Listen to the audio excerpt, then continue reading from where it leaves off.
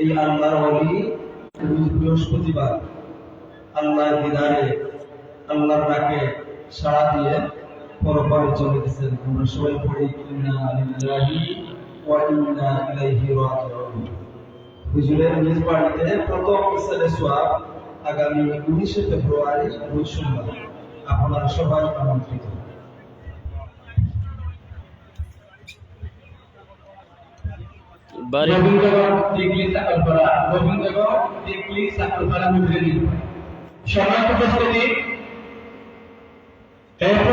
আপনাদের সম্মুখে গুরুত্বপূর্ণ বয়ান পেশ করবেন আমাদের আজকের মাহফিলের সম্মানিত বিশেষ অতিথি সদর ঢাকা থেকে আগত বিশিষ্ট ইসলামী চিন্তাবিদ মুফাসসির কুরআন হযরত মাওলানা মুফতি মুফাসসির আজাদ হুজুর দামা হযরত মাওলানা মুফতি মুফাসসির আজাদ হুজুর দামা তাদেরকে ওনার বয়ান পেশ করার জন্যই ইন্তেজারে কনফারেন্স করতে সকলের আদর করছি।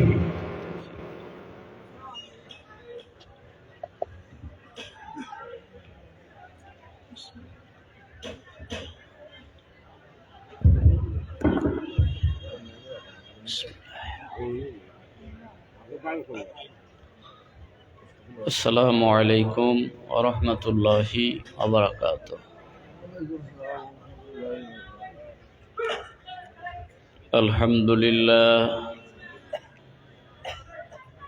আলহামদুলিল্লাহ নাহমাদুহু ওয়া নাস্তাঈনুহু ওয়া নাস্তাগফির ওয়া নু'মিনু বিহি ওয়া নাতাওয়াক্কালু আলাইহি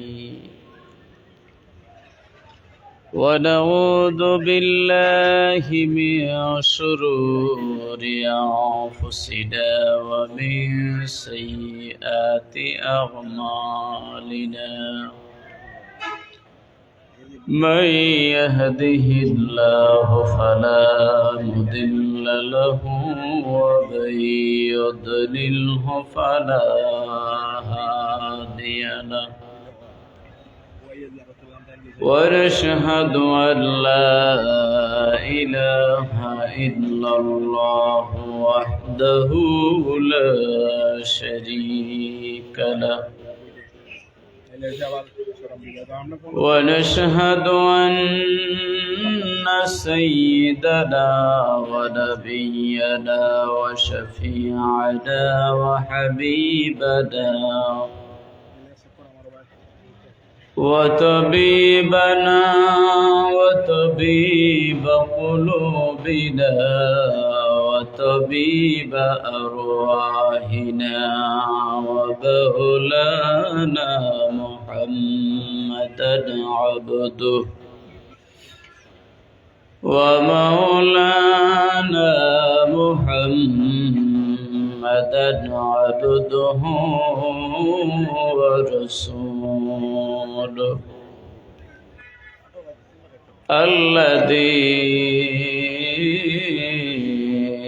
أرسله بالحق بشيرا ونذيرا وداعيا إلى الله بإذنه وسراجا منيرا أما بعد فقد قال الله تعالى في كلامه المجيد وفرقانه الحميد সকলে পড়ি আউযু বিল্লাহি মিনাশ শাইতানির রাজীম বিসমিল্লাহির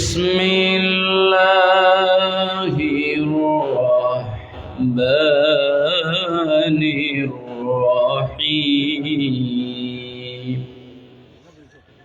فسبح بحمد ربك وكن من الساجدين واعبد ربك حتى يأتيك اليقين صدق الله العظيم. وقال تعالى في شان حبيبه مخبرا وآمرا إن الله وملائكته يصلون على النبي يا أيها الذين آمنوا صلوا عليه وسلموا تسليما اللهم صل على سيدنا مولانا محمد وعلى آل سيدنا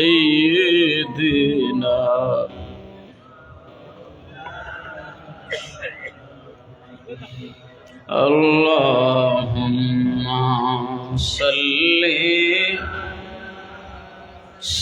سيدنا مولانا محمد وعلى آل سيدنا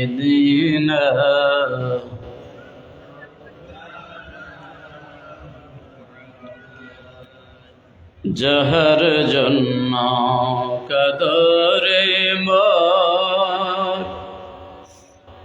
तिनी तो आसेन मदीना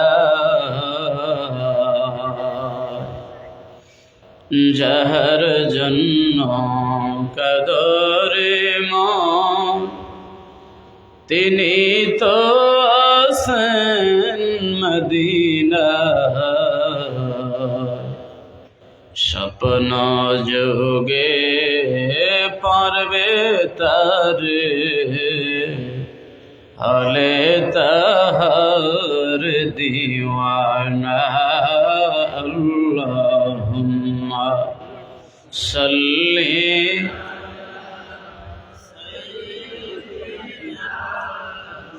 मौलाना मुहम्मद আলা আলিহি টানে না ভাই আর একটু বাড়াই দেন যাতে টানে গলার আওয়াজটা শক্তি দিয়ে কথা বলা লাগে একটু আওয়াজ বাড়াই দেন আল্লাহুম্মা সাল্লি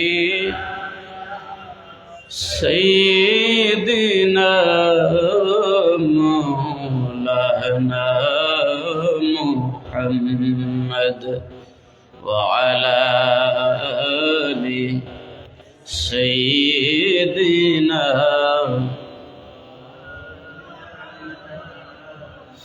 رسول أمر آلو আশা রসুল আমার ভালোবাসা রসুল আমার ভালোবাসা রসুল আমার ভালোবাসা রসুল আমার প্রেম বিরহের মূল আলোচনা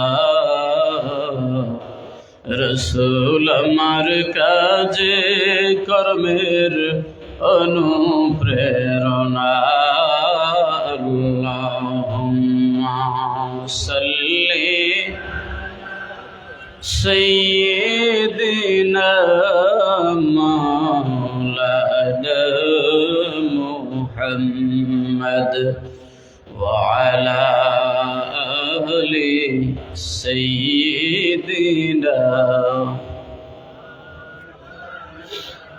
জবান খুলে একটু মাবুদকে ডাক দেই, লা ইলাহা লা ইলাহা ইল্লাল্লাহ, লা ইলাহা লা ইলাহা। আমার ভাই বাবাজি যারা অযথা দাঁড়িয়ে আছেন, প্যান্ডেলে হাঁটাচলা করতেছেন, অসংখ্য মানুষ এখানে, আল্লাহর মেহেরবানি আপনারা এসেছেন, কিন্তু যদি বিশৃঙ্খলা করেন, সুন্দরভাবে একটু না বসেন, যিনারা আলোচনা করবে ওনারাও কোনো শান্তি পাবে না, আপনারাও কোনো ফায়দা পাইলেন না। লক্ষ লক্ষ টাকা খরচ করে আল্লাহর মেহেরবানিতে আজকের এই আয়োজন, বৎসরে একটা মাত্র রাত্রি।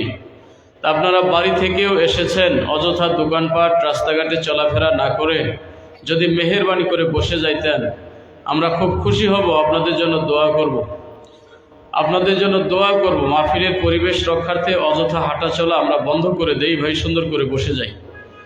আর যদি প্যান্ডেলে আপনারা যারা আছেন একটু কষ্ট না নেন, একটু সামনে আগায় বসতে বলতাম, যার যার সামনে ফাঁকাগুলো আমরা বন্ধ করে বসি, একটু একটু করে সামনে আগায়, সব একটু একটু করে সকলে আমরা আগাই সামনের দিকে, পিছনে ফাঁকা করে দেন, নাহলে ওই যে ফাঁকের মধ্যে ওনারা এসে ঢোকে। যার যার সামনে ফাঁকা জিকির করি আর সামনে আসি, লা ইলাহা। দয়া করে কারোর সামনে ফাঁকা রাখবেন না, অনুরোধ করে বলছি। যার সামনে ফাঁকা আপনি একটু দয়া করে হরকত দেন, একটু সামনের দিকে আসেন।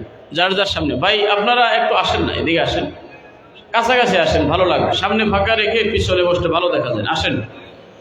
এই পর্দার সাথে আপনারা সামনে এসে পড়েন, সামনে জায়গা ভাই, সামনে আসেন। লা ইলাহা, মাশাআল্লাহ, আসেন আসেন, সামনে সামনে থেকে পুরাই যান ভাই। যার যার সামনে ফাঁকা আপনাদের কাছে অনুরোধ করছি, বারবার এটা বলতে গেলে অনেক সময় নষ্ট হয়ে যাবে।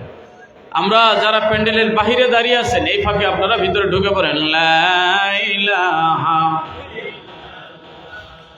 লা ইলাহা ইল্লাল্লাহ, লা ইলাহা লা ইলাহা ইল্লাল্লাহ, লা ইলাহা লা ইলাহা ইল্লাল্লাহ, লা ইলাহা। মাশাআল্লাহ ভাই, আপনারা আসেন, প্যান্ডেলের সামনে অযথা দাঁড়াইয়ে ঘোরাফেরা করলে প্যান্ডেলে ফাঁকা রেখে এটা ভালো দেখা যায় না। লা ইলাহা লা ইলাহা ইল্লাল্লাহ, লা ইলাহা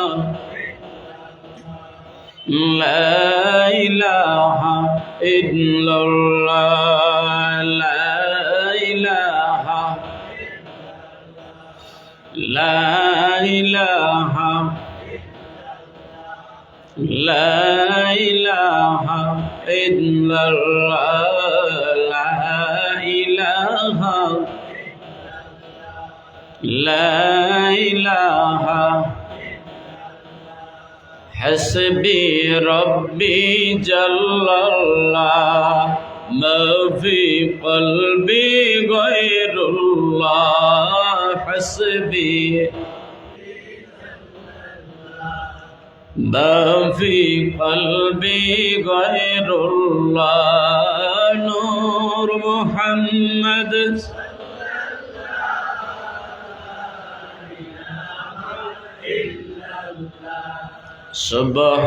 সুবহানাল্লাহ ওয়ালহামদুলিল্লাহ, লা ইলাহা ইল্লাল্লাহ, লা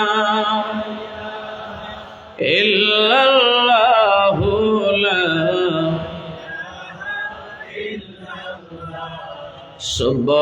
সুবহানাল্লাহ ওয়ালহামদুলিল্লাহ, লা ইলাহা ইল্লাল্লাহ, লা ইল্লাল্লাহু, লা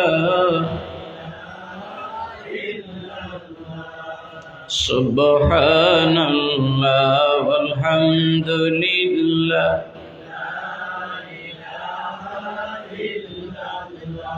মানুষ আসছয় একা, যাইবা একা, সঙ্গে কেহ যাইবে না। সোয়ে যাইবা সঙ্গে কেহ যাইবে না বুক ভাষাই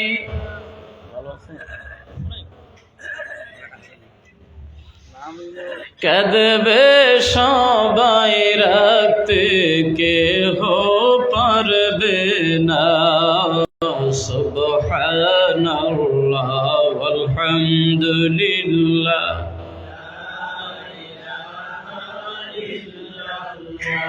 লা ইলাহা ইল্লাল্লাহু লা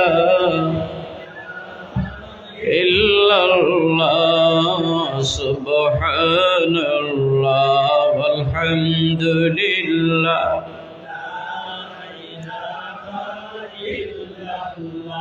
লা ইলাহা ইল্লাল্লাহু লা ইল্লাল্লাহ সুবহানাল্লাহ আলহামদুলিল্লাহ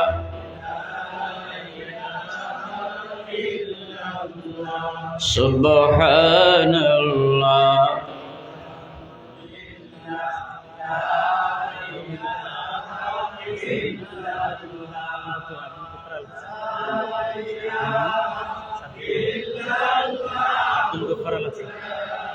لا إلا الله سبحان الله والحمد لا إله إلا الله لا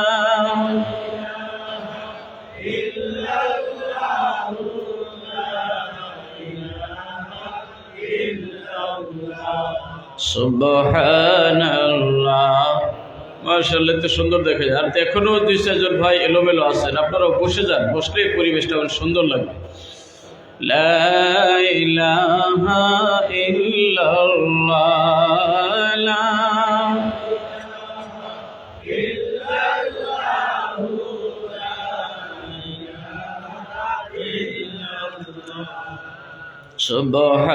সুবহানাল্লাহ ওয়ালহামদ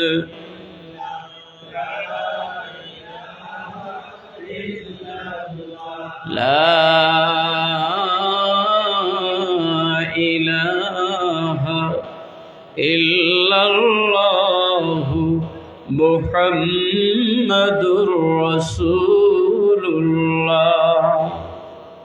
সাল্লাল্লাহু আলাইহি ওয়াসাল্লাম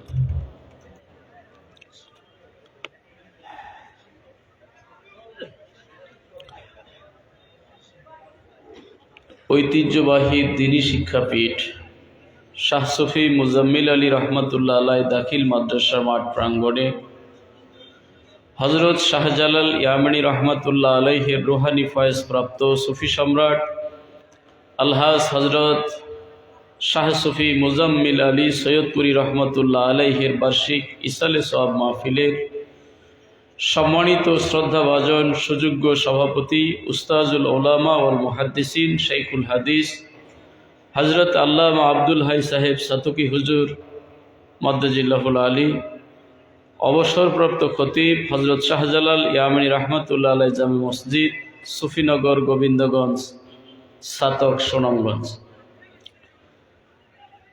আজকের মাহফিলের সম্মানিত প্রধান অতিথি আওলাদে ওলি হজরত আল্লামা মুফতি গিয়াস উদ্দিন চৌধুরী সাহেবজাদা ফুলতলি মদ্দাজিল্লাহুল আলী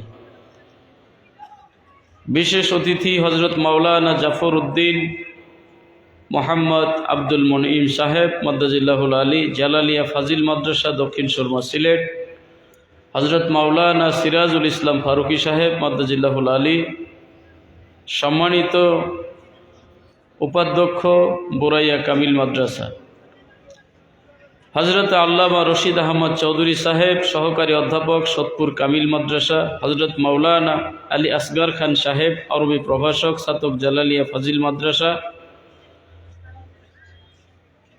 হজরত মাওলানা আব্দুল মমিন সাহেব মদ্দাজিল্লাহুল আলী সহকারী মৌলভী নুরুল্লাহপুর দাখিল মাদ্রাসা এই মুহূর্তে মঞ্চে বসা আছেন অসংখ্য তালেবে ইলমের ওস্তাদ, কারি সাহেবদের ওস্তাদ, আমার ওস্তাদ জনাব কারি আব্দুল গফফার আল হাসান সাহেব মাদ্দাজিল্লাহুল আলী, মঞ্চে বসা আছেন অত্র মাদ্রাসার সম্মানিত সহসুপার জনাব হজরত মাওলানা সাদিকুর রহমান সাহেব মাদ্দাজিল্লাহুল আলী সহ অত্র মাদ্রাসার স্বনামধন্য সুপার হজরত মাওলানা মুফতি আব্দুল সালাম সাহেব সহ ওনার মাদ্রাসার সাথে সম্পৃক্ত সম্মানিত কর্তৃপক্ষ, আসাতেজায়ে কেরাম, আজকের এই ইসালে সওয়াব মাহফিলে হাজার হাজার উপস্থিত জনতা, আমার যুবক ভাইয়েরা, স্নেহের ছোটো ভাইয়েরা, অত্র মাদ্রাসার তালেবে ইলম বৃন্দ, বহু দূর দূরান্ত থেকে আগত সমস্ত মেহমান বৃন্দ, সকলের প্রতি জানাই অন্তরের অন্তঃস্থল থেকে আন্তরিক মোবারকবাদ। আমরা সকলে মিলে সেই মহান আল্লাহ সুবহানাহু ওয়া তাআলার দরবারে শুকরিয়া আদায় করি যে রব্বুল আলামিনের হুকুম ছাড়া গাছের একটা পাতাও জমিনের মধ্যে পড়ে না, ঠিক কিনা ভাই? সব কিছু হয় কার হুকুমে? আল্লাহ রাব্বুল আলামিন ফরমান, ওয়ামা তাসকুতু মিন ওয়ারাকাতিন ইল্লা ইয়ালামুহা, যে গাছের একটা পাতাও জমিনের মধ্যে পড়ে না, আর এটার খবর আমার আল্লাহ জানে না। সুবহানাল্লাহ। এই যে আজকে আমরা এখানে হাজার হাজার জনতা উপস্থিত হতে পেরেছি, আমাদেরকে তৌফিক কে দিয়েছেন? এত সুন্দর একটা পরিবেশে একজন আল্লাহর ওলির পাশে আমাদেরকে বসার তৌফিক আল্লাহ দিয়েছেন। এই জন্য আমরা খুশি না বেজার? আওয়াজ দিয়ে বলি সকলে একসাথে, খুশি না বেজার? আল্লাহর উপরে ভরসা করে আমরা বলতে পারি আজকে এখানে আমরা বসাতে আমাদের আল্লাহ খুশি না বেজার? আল্লাহ খুশি, আমাদের আশেপাশে যারা শুয়ে আছেন কবরস্থ ব্যক্তিগণ, ওনারাও খুশি, কারণ ওনাদের জন্য এখানে ইসালে সওয়াব হইতেছে। কথা বলেন ঠিক কিনা? সেই সাথে সাথে রব্বুল আলামিনের কুদরতের কর্মী যারা আমাদের চতুর্দিকে আজকে পাহারা দিতেছে, কুদরতের কর্মীরা রব্বুল আলামিনের কুদরতি ক্যামেরা দিয়ে ভিডিও করতেছে, আমাদের এই উপস্থিতিতে আল্লাহর সেই কুদরতের কর্মী ফিরিশতারাও খুশি, ঠিক কিনা ভাই? তবে একটা দল এখনো বেজার আছে। কি বলে? একটা দল বেজার আছে। সেটা কোন দল? কোন দল? ইবলিশের দল, শয়তানের দল ও বেজার। কারণ জানে আজকের এই মজলিসে বসে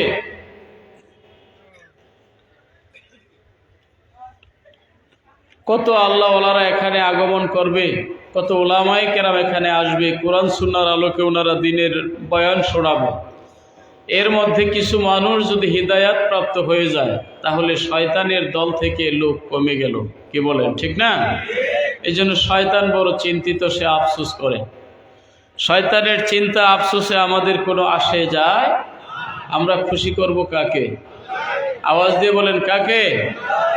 যে রব্বুল আলামিন আজকে আমাদেরকে এই মজলিসে কবুল করলেন, সেই রব্বুল আলামিনের দরবারে শুকরিয়া জানিয়ে সকলে বলি একবার আলহামদুলিল্লাহ।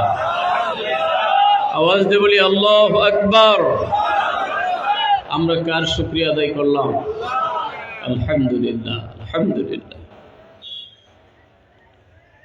আমি তো আসলে একখান আয়াত তেলাওয়াত করে ফেলেছি, এখন আবার পোস্টার পড়তে যাইয়া দেখি আমার বিষয় দেওয়া হয়েছে মেরাজুন নবী সাল্লাল্লাহু আলাইহি ওয়াসাল্লাম। হয়তো ভুলে গেছিল, আমাকে জানাই নাই বা খেয়াল করে নাই, এখন এইমাত্র দেখতেছি। এখন আল্লাহ ভরসা, আল্লাহ পাক যতটুক সময় কবুল করে। মেরাজুন নবী নিয়ে এমনিও আলোচনা করা এটা আমাদের একটা হক। কি বলেন ঠিক কিনা? সকল উলামায়ে কেরামী কম বেশি এই বিষয়ের উপরে টাচ দিয়ে যাবেন। যেহেতু এখনো 27শে রজব, আজকে দিনগত রাত হয়ে গেল। গত রাত্রিটা যে আমাদের কাছে অতিবাহিত হয়ে গেছে, 26শে রজব দিনগত রাত্রি, সেই রাত্রিটা কি রাত্রি ছিল? কি রাত্রি? আপনারাও দি দুর্বল, সবাই বলতেছেন না। সন্দেহ আছে নাকি? সন্দেহ আছে? কারণ অনেক ভাইরা আজকে মিডিয়াতে ভাইরাল করতেছে যে 26শে রজবই যে শবে মেরাজ, এই তথ্য ঠিক না। চিল্লায়ে বলেন নাউজুবিল্লাহ, জোরে বলেন নাউজুবিল্লাহ। আমরা এতদিন পর্যন্ত জেনে আসলাম, আমাদের আসাতেজায়ে কেরামরা জানাইলেন এমনকি কোরআন সুন্নাহর উপরে দক্ষ যারা, যাদের লিখিত সরাগুলো পরে উলামায়ে কেরাম আজকে ইলম অর্জন করে, ওনারা পর্যন্ত বলে গেলেন 26শে রজব দিনগত রাত্রি শবে মেরাজ, অর্থাৎ এই রাত্রিতে রহমাতুল্লিল আলামিন নবী মুহাম্মদুর রাসূলুল্লাহ সাল্লাল্লাহু আলাইহি ওয়াসাল্লামকে রব্বুল আলামিন একান্ত সান্নিধ্যে ডেকে নিয়েছিলেন। চিল্লায়ে বলেন ঠিক কিনা? এতে কোনো সন্দেহ? আমাদের নবীর মেরাজ হয়েছে স্বপ্ন যুগে না সশরীরে? আওয়াজ দিয়ে বলেন। সশরীরে, জাগ্রত অবস্থায়, ঘুমন্ত অবস্থায়ও না, নবীজির মেরাজ হয়েছে, এই বিশ্বাস আমাদের আছে না নাই? সম্মানিত হাজিরিন, এটা বুঝি না মাঝে মাঝে কেন এই ইস্যুগুলো তৈরি হয়ে যায়। সেটা যদি কোনো বিধর্মীরা করত, অন্য ধর্মের লোকেরা করত, তবুও না মেনে নিতাম।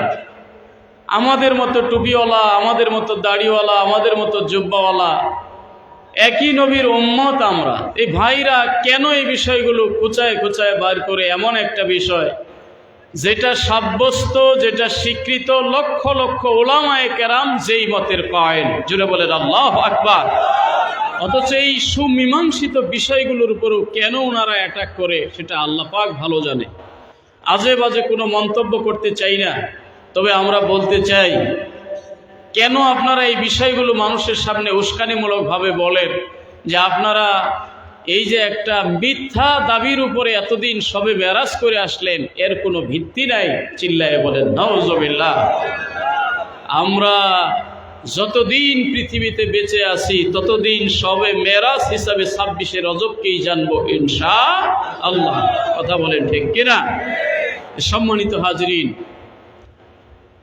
মেরাজ এটা নিয়ে আসলে কি বলবো কথা, কম বেশি সকলেই জানেন, মিডিয়াতে দেখতেছেন।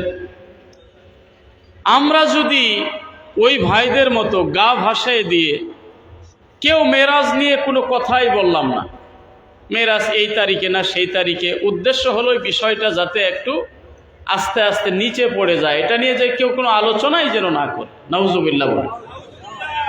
কেউ যদি এই বিষয় নিয়ে কোনো মুখ না খুলে, কোনোদিন কোনো কথাই না বলে, তাহলে মেরাজ কি, এটা কেন নবীজিকে দেওয়া হয়েছিল, এই বিষয়ে তো কোনো আলোচনাই কোনোদিন হবে না, উম্মতে মুহাম্মদীও জানতে পারবে না। কথা কোন ঠিক কিনা?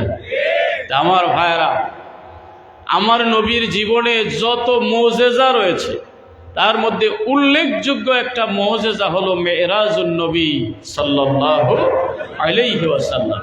অস্বীকার করার কোনো সুযোগ আছে? কথা বলেন, সুযোগ আছে?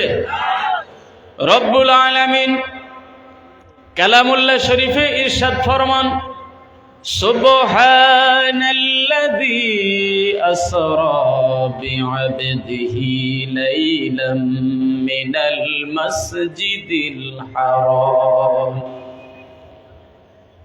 من المسجد الحرام إلى المسجد الأقصى الذي باركنا حوله لنريه من آياتنا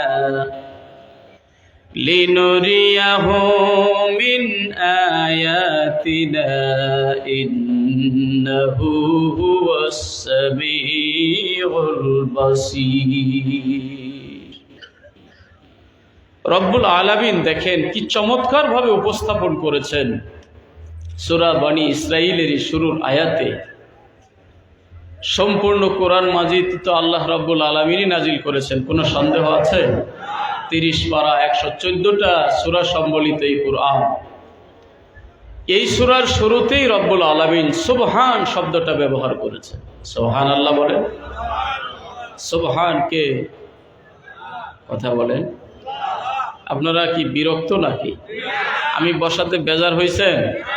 বেজার হইলে বলবেন, এখানে অসংখ্য উলামায়ে কেরাম আছে, আস্তে করে আমি চলে যাব, ওনারা মঞ্চে আসবেন।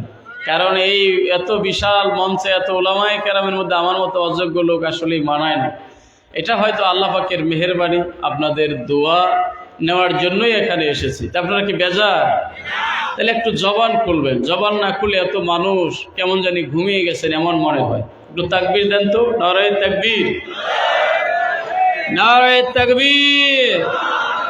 নারায়ে রিসালাত। আলহামদুলিল্লাহ। সবাই জবান খুললে ভালো লাগে না? একটু কথাবার্তা বলবেন, গুনাহ হবে না। একবার জিভ মেরে যদি বসে থাকেন ঘুমায় যাবেন, কে কি বললো কিছুই শুনবেন না, ঠিক না? সম্মানিত হাজিরিন, সুবহানকে জবান খুলে বলেন। এই ধরনের কিছু নাম আছে যেগুলো রব্বুল আলামিনের সিফতি নাম। কতখানা নাম? 99 খানা, ঠিক না? এমন কিছু নাম আমরা মানুষের সাথে ব্যবহার করি ভাই, খুব খেয়াল করবেন কথাটা, মনে আসলো বলে দেই। যেমন কুদ্দুস, এটা কার নাম? কথা বলেন। রহিম কার নাম?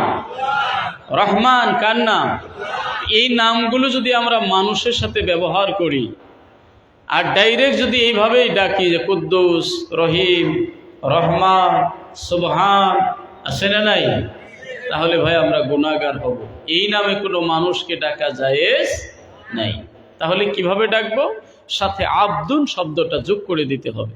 আব্দুন শব্দের অর্থ কি? বান্দা, গোলাম, দাস, সৃষ্টি। সুবহান শব্দের সঙ্গে আব্দুস সুবহান বলতে হবে, কারণ নাম যদি সুবহান থাকে আব্দুস সুবহান বলে ডাকবেন, তা না হলে আপনার গুনাহ। রহিম নামে কাউকে আপনি ডাকবেন না, রহিম তো একমাত্র আল্লাহ। সুবহানাল্লাহ বলেন। আলহামদুলিল্লাহি রাব্বিল আলামিন আর রহমানির রহিম। সুবহানাল্লাহ। তাহলে রহিম কাউকে ডাকলে বলতে হবে আব্দুর রহিম, কুদ্দুস কাউকে ডাকলে বলতে হবে আব্দুল কুদ্দুস, রহমান কাউকে ডাকলে বলতে হবে আব্দুর রহমান। তা না হলে ভাই মস্ত বড় গুনার অধিকারী আপনি হয়ে যাবেন। এইগুলো শুধু একমাত্র রব্বুল আলামিনের নাম। এই সূরার শুরুতে রব্বুল আলামিন সুবহান শব্দটা ব্যবহার করলেন। সুবহান, সুবহান আল্লাহ আমরা বলি সাধারণত, একটা নিয়ম। আশ্চর্যজনক কিছু দেখলে, হঠাৎ করে আমরা একটু ব্যতিক্রম কিছু দেখলে কিন্তু বলে ফেলি সুবহান আল্লাহ, বলি না আমরা? কথা বলেন। এছাড়া নিয়ম হলো উঁচু জায়গার দিকে উঠতে থাকলে আল্লাহু আকবার বলা, নিচের দিকে নামতে থাকলে সুবহান আল্লাহ বলা। একটা সিঁড়ি দিয়ে আপনি উপরে উঠতেছেন, কি বলবেন তখন? আল্লাহু আকবার। নিচে নামার সময় সুবহান আল্লাহ। আর এমনিও যদি এই যে ওয়াজের মাহফিলে বসে ওলামায়ে কেরাম কথার ফাঁকে ফাঁকে আপনাকে সুবহান আল্লাহ বলতে বলল, সওয়াব হবে না গুনাহ হবে? আওয়াজ দিয়ে বলেন। এমনকি এত পরিমাণ সওয়াব, তামলাউ মা বাইনাস সামাই ওয়াল আরদ, আকাশ এবং জমিনের মাঝখানে যত ফাঁকা জায়গা, সমস্ত ফাঁকা জায়গা পরিমাণ আল্লাহ সওয়াব দিয়ে ভরপুর করে দিবে। কাজেই সুবহান আল্লাহ বললে কোনো গুনাহ নাই। আমার ভাইয়েরা, সংক্ষেপে যে বিষয়টার উপরে কথা বলতে চাইতেছি, পোস্টারে উল্লেখিত বিষয় মেরাজুন নবী সাল্লাল্লাহু আলাইহি ওয়াসাল্লাম। রব্বুল আলামিন শুরুতে নিজেই বললেন সুবহান আল্লাযী আসরা বিআবদিহি, তিনি সেই মহিয়ান গরিয়ান কত পবিত্র আল্লাহ, যিনি তার বান্দাকে রাত্রের বেলায় ভ্রমণ করাইছেন। সুবহানাল্লাহ বলে। কে বলতেছে? সরল অনুবাদটা একবার বলে দেই, এরপরে তৌফিক অনুযায়ী আল্লাহ যতটুকু বলার তৌফিক দিয়ে ব্যাখ্যা বিশ্লেষণ হবে ইনশাআল্লাহ। তো রব্বুল আলামিন তিনি তার বান্দাকে রাত্রের বেলায় ভ্রমণ করাইলেন। আল্লাহ পাক নিজে বলতেছেন। এটা অস্বীকার করার কোনো সুযোগ আছে? কেউ অস্বীকার করলে ঈমান থাকবে? ডাইরেক্ট কোরআনুল কারীমের আয়াত। ইলাল মিনাল মসজিদিল হারামি ইলাল মসজিদিল আকসা, ভ্রমণের সীমানাটাও কোরআনের আয়াত দিয়ে এই পর্যন্ত সাব্যস্ত। শুরু হয়েছে মিনাল মসজিদিল হারাম, মসজিদে হারাম থেকে, ওই বাইতুল্লাহর পাশের যে মসজিদ, আল্লাহর ঘর কাবা শরীফ, আপনারা যারা গিয়েছেন দেখে এসেছেন, ওই ঘরকে কেন্দ্র করে ঘরের চতুর্দিকে যে মসজিদটা, যতদূর পর্যন্ত এটার এরিয়া, সম্পূর্ণটাকে বলা হয় মসজিদে হারাম। সুবহানাল্লাহ বলে। এই মসজিদে হারাম থেকে ইলাল মসজিদিল আকসা, সেই 1 মাসের দূরত্ব। তাও 1 মাসের দূরত্বের কথাটা জলিলে কদর সাহাবী হযরত আবু বকর সিদ্দিক রাদিয়াল্লাহু তাআলা আনহুর জবানিতেই বলা। নবীজিকে জিজ্ঞেস করেছিলেন, বলেছিলেন তখন আবু বকর সিদ্দিক রাদিয়াল্লাহু তাআলা আনহু যে এই বাইতুল্লাহ থেকে বাইতুল মুকাদ্দাসের দূরত্ব তো হলো 1 মাসের রাস্তা। সুবহানাল্লাহ বলেন। এই 1 মাসের দূরত্বের রাস্তা রাত্রের কিছু সময়, এখানে খেয়াল করবেন কথাটা, অসংখ্য উলামায়ে কেরাম এখানে মওজুদ। লাইলুন শব্দের অর্থ কি? লাইলাতুন শব্দের অর্থ রাত্রি। যদি এখানে আলিফ লাম যোগ করা হইতো তাহলে মারেফা হয়ে যাইত। আলিফ লাম যোগ করা হয় নাই, যার কারণে এটা কি আছে? নাকেরা আছে।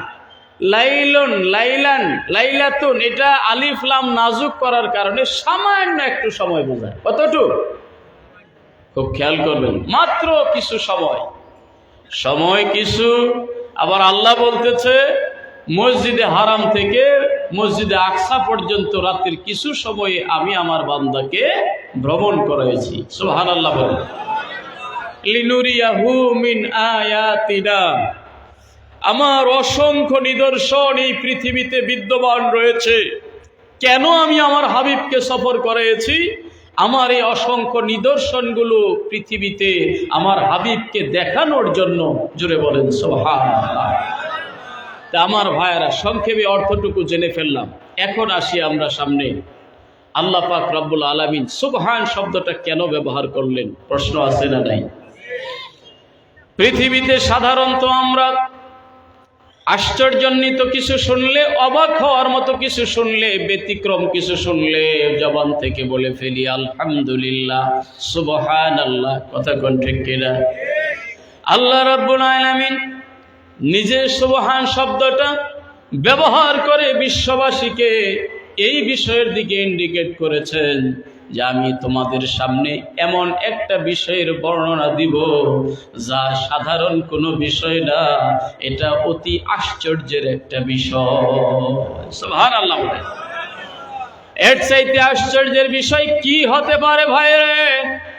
রাত্রের কিয়দংশ সামান্য একটু সময় মসজিদে হারাম থেকে মসজিদে আকসা 1 মাসের দূরত্বের পথ। এটা কোন শক্তির বলে, কোন ক্ষমতার বলে, পৃথিবীর কোন মানুষের দ্বারা এটা করা সম্ভব? আল্লাহ সেই অসম্ভব বিষয়টাকে সম্ভব করে মানুষকে জানিয়ে দিলেন আমি আল্লাহ কত বড় ক্ষমতাধর। সুবহানাল্লাহ। এখন এটার স্বরূপটা কি, কিভাবে হলো? কোরআনুল কারীম থেকে আমরা এইটুকু পেলাম। কোরআনুল কারীমের জীবন্ত ব্যাখ্যা হলো রাহমাতুল লিল আলামিন নবী মুহাম্মদুর রাসূলুল্লাহ সাল্লাল্লাহু আলাইহি ওয়াসাল্লামের জবানি থেকে যে কথাগুলো বের হয়েছে হাদিস শরীফ, এটা হলো কোরআনুল কারীমের ব্যাখ্যা। কথা কোন ঠিক কিনা?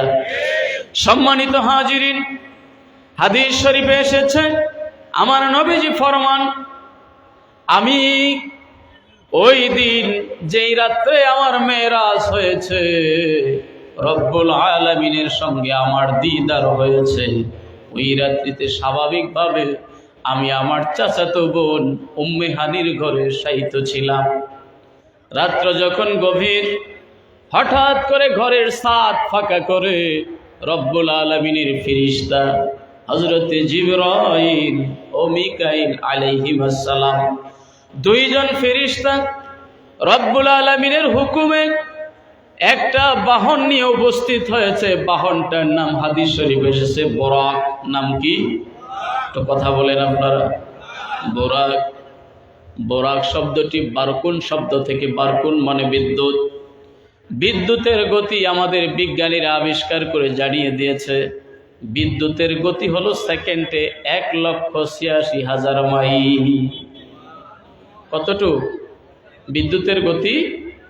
এখান থেকে যদি একটা সুইচ ঠিক করা হয়, আর ছাতকে বাতি, বাল্বটা হলো ছাতকে, সুইচ হলো সুফিনগরে, টিপ মারলে কয় মিনিট লাগবে যাইতে? কতটুক? 1 সেকেন্ড কেমনে লাগবে? এখান থেকে 1,86,000 মাইল। এই ভাই, এই কথা বলো কেন? 1,86,000 মাইল হলো, এখান থেকে আপনি সুইচ টিপ মারলে 1,86,000 মাইল দূরে যাইয়া বাতি জ্বলবে 1 সেকেন্ডে। সুবহানাল্লাহ বলেন না? তাহলে ছাতক কতটুকু, এটা তো সেকেন্ডের কত হাজার ভাগ করতে হবে, কি বলেন ঠিক না? এই হলো বিদ্যুতের পাওয়ার। আর এর চাইতে হাজার গুণে পাওয়ার হলো বারকুন থেকে বোরাকুন, ওই বিজলির গতির চাইতেও এই বোরাক নামক যে বাহনটা আল্লাহ ফেরেশতা জিবরাইল দিয়ে পাঠাইলেন, এটার গতি আরো বেশি, আরো বেশি। চিৎকার করে বলেন আল্লাহু আকবার। কি দ্রুত গতি সম্পন্ন একটা বাহন, সুবহানাল্লাহ, কল্পনা করা যায় না। যার কারণেই তো আল্লাহ বলতেছে লাইলান, রাত্রির কিছু সময়টা কি তাও দেখেন। এই 1 মাসের দূরত্বের পথ, জানি না কতটুকু আলোচনা করতে পারবো, আপনাদের ধৈর্য হবে তো ইনশাআল্লাহ? সবাই ধৈর্য সহকারে বসবেন, আল্লাহ কবুল করুক, সকলে বলি আমিন। সম্মানিত হাজিরিন, এই 1 মাসের দূরত্বের পথ, এটা তো কোরআন থেকেই সাব্যস্ত আমরা পেলাম, মসজিদে হারাম থেকে মসজিদে আকসা, এরপরে সেখান থেকে প্রথম আকাশ, এরপরে এক আকাশ থেকে আরেক আকাশ, এইভাবে সপ্তম আকাশ পাড়ি দিয়ে বাইতুল মামুর, এরপরে সিদরাতুল মুনতাহা, এরপরে 70,000 নূরের পর্দা পাড়ি দিয়ে, এরপরে একেবারে রব্বুন আল্লাহ, আমাদের রব যে আরশে আজিমে বসে আছেন, সে আরশে আজিম পর্যন্ত সফর করা, এটা কিন্তু 4টিখানি ব্যাপার না, আর কত দীর্ঘ একটা সফর, চিল্লায় বলেন ঠিক কিনা? অথচ এটা আল্লাহ পাক ঘটাইছেন কতটুক সময়ে? লাইলা, সামান্য, কলিলুম মিনাল লাইল, রাতের সামান্য একটু সময়। সুবহানাল্লাহ বলেন। এক riwayate এসেছে, সময়টা কত কম আপনাকে বোঝানোর জন্য বলছি। আমার নবী বলেন, আমি যে ঘুম থেকে উঠে উজু করে রওনা করেছিলাম, সম্পূর্ণ সফর শেষ করে এসে আমি ফিরে এসে দেখি উজুর পানিটা জমিনের মধ্যে তখনও গড়াইতেছে। কি অল্প সময়, অথচ হিসাব মিলাইলে মাথা নষ্ট হয়ে যাবে। কেমনে সম্ভব এত জগৎ পাড়ি দিয়ে আবার জায়গা মতো চলে আসা? চিল্লায় বলেন ঠিক কিনা? এই আশ্চর্যজনক কথা আল্লাহ শোনাবেন বিদায় তো নিজেই আল্লাহ বলেছে সুবহান, জোরে বলেন সুবহানাল্লাহ। সম্মানিত হাজিরিন, এখন আপনি প্রশ্ন করবেন, কেন এই মেরাজটা হলো? রব্বুল আলামিন তো দুনিয়া থেকে কোন নবী, কোন রাসূলকে এইভাবে রব্বুল আলামিনের সান্নিধ্যে ডেকে নেন নাই। বরং পৃথিবীতে একজন নবী রবকে দেখতে চেয়েছিলেন, সাথে সাথে রব্বুল আলামিন বলেছিলেন লান তারানি, ওই খবরদার তুমি এই আশাও করো না, তুমি আমাকে দেখতে পারবে না। দেখতে চেয়েছিল। আর আপনার আমার হাবিব নবী মুহাম্মদুর রাসূলুল্লাহ সাল্লাল্লাহু আলাইহি সাল্লামকে রব্বুল আলামিন ইচ্ছা করে আল্লাহর কাছে ডেকে নিয়েছেন। জোরে বলেন আল্লাহু আকবার। কারণ হিসাবে যদি আপনি জিজ্ঞাসা করেন, সম্মানিত হাজিরিন, এই পৃথিবীতে যত সৃষ্টি রয়েছে, যত নবী, যত রাসূল, যত সাধারণ মানুষ রয়েছে, সব সৃষ্টির মধ্যে রব্বুল আলামিনের কাছে যিনি বেশি প্রিয়, তিনি হলেন রাহমাতুল লিল আলামিন। ঠিক কি না ভাই? আমার ভাইরা, আল্লাহর হাবিবকে কেউ কষ্ট দিবে, আল্লাহর হাবিবকে নিয়ে কেউ বাজে মন্তব্য করবে, আল্লাহর হাবিবের উপরে কেউ কটাক্ষ করবে, সমালোচনার বোঝা চাপিয়ে দিবে, এই বিষয়গুলো, এই কাজগুলো আমার আল্লাহ কখনোই পছন্দ করেন না। ঠিক কিনা ভাই?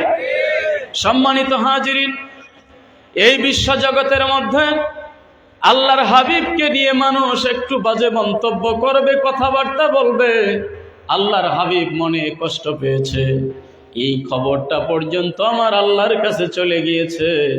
আল্লাহ রাব্বুল আলামিন বললেন, ওগো হাবিব, আমি বুঝতেছি আপনার বুকে একটু ব্যথা, আপনার মাথার উপরে চাপ, বিমা ইয়াকুলুন, তারা যা বলে, অর্থাৎ কথার তীর দিয়ে তারা আপনাকে আঘাত করতেছে, কটাক্ষ করতেছে। আপনি এটা বুঝছেন না যে আপনার খবর আমি রাখি না, সব খবর রাখি। তবে এখন আপনার উপর একটা কাজ হলো, ফাসাব্বিহ বিহামদি রাব্বিক ওয়া কুম মিনাস সাজিদিন। ও ও আমার হাবিব, আপনি এখন তাসবিহ তাহলিল করেন, জিকির আজকার করেন, আপনার রবের প্রশংসা করেন, আপনার মনের সব ব্যথা বেদনাগুলো আল্লাহ পাক দূর করে দিবে। এই পৃথিবীতেও যারা ভালো মানুষ তাদের সমালোচনা আছে না নাই? হিংসা বিদ্বেষ আছে না নাই? তাদের বিরুদ্ধে ঝামেলা আছে না নাই? মিথ্যা মামলা মোকদ্দমা আছে না নাই? তাদের উপরে নির্যাতন আছে না নাই? আমি বলবো ভাইরে, আল্লাহর হাবিবের একজন উম্মত হিসাবে, দিনের এক নগণ্য খাদেম হিসাবে আপনাদের খেদমতে বলে যায়, যখন দেখবেন চিন্তা ভাবনা, টেনশন, চাপ, মানসিক যন্ত্রণা আপনার খুব বেশি হয়ে গেছে, রব্বুল আলামিনের এই হুকুমটা ফলো করবেন। আল্লাহর হাবিবকে সান্ত্বনা দিলেন, মানুষের কথায় আপনি বুকে চাপ নিবেন না, ব্যথা নিবেন না। ফাসাব্বিহ বিহামদি রাব্বিক। আমিও আপনাদেরকে বলবো কোরআনের আলোকে, আমার ভাইয়ারা, টেনশন করে লাভ নাই। টেনশন যত করবেন টেনশন বাড়বে না কমবে? কথা বলেন, বাড়বে না কমবে? বরং এক নাম্বার আমাদের জন্য উচিত হলো আল্লাযীনা ইযা আসাবাতুহুম মুসিবাহ ক্বালু ইন্না লিল্লাহি ওয়া ইন্না ইলাইহি রাজিউন। আল্লাহু আকবার। আপনার আমার জন্য উচিত হলো, আল্লাহ শিক্ষা দিয়েছে যে তোমার উপর যখন কোনো মুসিবত চেপে আসে, কোনো বলা বিপদ যখন তোমার উপরে আসে, তুমি বাজে কোনো কথা না বলে, কোনো মন্তব্য না করে তুমি বলে ফেলো ইন্না লিল্লাহি ওয়া ইন্না ইলাইহি রাজিউন। আল্লাহু আকবার। আমরা কার জন্য? জবান খুলে বলেন, কার জন্য? আরে আমরাই তো আল্লাহর জন্য। আমাদের প্রত্যাবর্তন স্থল তো ধনী গরিব, ছোট বড়, চোর ডাকাত বদমাইশ সন্ত্রাসী চাঁদাবাজি ক্ষমতাধর সরকারি বেসরকারি যাই বলেন না কেন, সবার প্রত্যাবর্তন স্থল একটাই, তিনি হলেন কে? জোরে বলেন কে? এই জন্য তো আল্লাহ আমাদেরকে রুহের জগতে জিজ্ঞাসা করেছিলেন, আলাস্তু বিরাব্বিকুম, আমি কি তোমাদের রব নই? সুবহানাল্লাহ বলেন। আমরা সেই দিন কিন্তু এক বাক্যে বলেছিলাম যে অবশ্যই, কলু বালা, আপনি তো আমাদের রব। কিন্তু দুনিয়ার রং তামাশায়, দুনিয়ার নাজ নিয়ামত পেয়ে দুনিয়াতে এসে আমাদের চোখ খুলে গেল, বডি শক্ত হয়ে গেল, ব্রেন পাকা হয়ে গেল, তখন আমরা আল্লাহর বিরুদ্ধে কথা বলে এমন বেঈমান পৃথিবীতে আছে না নাই? তুমি যত কিছুই হও রে ভাই, রব্বুল আলামিনের হুকুমের কাছে তুমি কিছুই না। কি বলেন? জেনে রাখো, ইন্না বাতশা রাব্বিকা লাশাদীদ, নিশ্চয়ই তোমার রবের ধরা বড় শক্ত। আল্লাহ ধরে না, যেদিন ধরবে সেই দিন আর সারানোর মতো কোনো মামা খালু তুমি খুঁজে পাবা না। কথা বলেন ঠিক কিনা? এই জন্য বলবো ভাইরে, চলে বলে সময় নষ্ট না করে সময় থাকিতে আমরা ভালো হয়ে যাই, আল্লাহর পথে অ্যাডভান্স হই। কথা কোন ঠিক কিনা? সময় থাকিতে করো উন্নতি সাধনা, সময় চলিয়া গেলে আর পাওয়া যাবে না। Time and tide wait for none, আল ওয়াক্তু লা ইয়ান্তাজিরু লিআহাদ। সময় এবং নদীর স্রোত এটা কারোর জন্য অপেক্ষা করে। সময় কিন্তু ভাই চলে যাইতেছে। দেখেন না, নিজের বডির দিকে একটু খেয়াল করে, হারে কত সুন্দর শরীরের চামড়া ছিল, এখন ঢিলা হয়ে যাইতেছে। কি কুসকুসে কালো চুল ছিল, এখন দু একটা করে সাদা হইতেছে। চোখের পাওয়ার কত দূর পর্যন্ত যাইতো, এখন একটু করে কমে আসতেছে। কথা বলেন ঠিক না? নিজকে নিয়ে চিন্তা করেন, আর কাউকে নিয়ে না, নিজেকে নিয়ে একটু ভাবেন, দেখবেন মন থেকে শুধু স্বীকৃতি আসবে। আসলেই তো আমাদের প্রত্যাবর্তনের জায়গা তো একমাত্র আল্লাহর কাছে, সেখানেই যেতে হবে। যেতে যখন হবেই তাহলে বাংরামি করে কোনো লাভ নাই। কথা বলেন ঠিক কিনা? যেতে যখন হবেই তাহলে শয়তানি করে কোনো লাভ নাই। যেতে যখন হবেই তাহলে আল্লাহর ওলি হয়েই কবরে যায়। কথা বলেন ঠিক কিনা?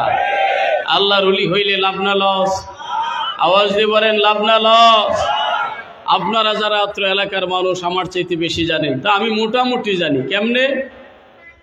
আমি সারসিনা দারুস সুন্নাত কামিল মাদ্রাসা থেকে কামিল প্রথমবার দেওয়ার পরে, কামিল দুইবার আল্লাহর মেহেরবানি করেছি। প্রথম কামিল দেওয়ার পরে আপনাদের মাদ্রাসার সুপার সাহেব মুফতি আব্দুল সালাম সাহেব, উনি আমাকে বললেন যে ভাই চলেন আমাদের সিলেটে যাই, আপনার কেরাতটা একটু সহি শুদ্ধ করা দরকার। তো এই ভাইয়ের উৎসাহে পরামর্শে আল্লাহর মেহেরবানিতে এখান থেকেই আমার জীবনের প্রথম দারুল কেরাতের পড়া শুরু। তখন কিন্তু এখানে মাদ্রাসা ছিল না, শুধুমাত্র মসজিদটা। সেই 2005 সালের কথা বলতেছি। সম্মানিত হাজরিন, কি ছিল এখানে? মাত্র মাজার, মাজারটাও এমন কিছুই ছিল না, শুধু কবর। এত সুন্দর কারুকার্য কিছুই ছিল না।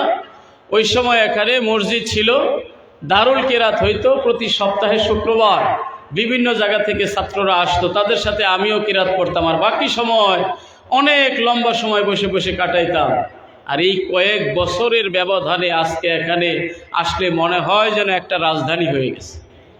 সুবহানাল্লাহ বলে, মনে হয় যেন আজকে একটা রাজধানী। কত বড় মাদ্রাসা, কত বড় কমপ্লেক্স, মসজিদ, মাদ্রাসা, আবার বোর্ডিং, ইয়াতিমখানা, সব কিছু মিলাইয়া হাজারো মানুষের মিলন মেলা, লক্ষ লক্ষ টাকার খেলা এখানে চলতেছে। কথা বলেন ঠিক কিনা? এটা একজন মাত্র আল্লাহর ওলিকে কেন্দ্র করে। সুবহানাল্লাহ বলেন, সুবহানাল্লাহ বলেন। আল্লাহর ওলি হইলে লাভ না লস?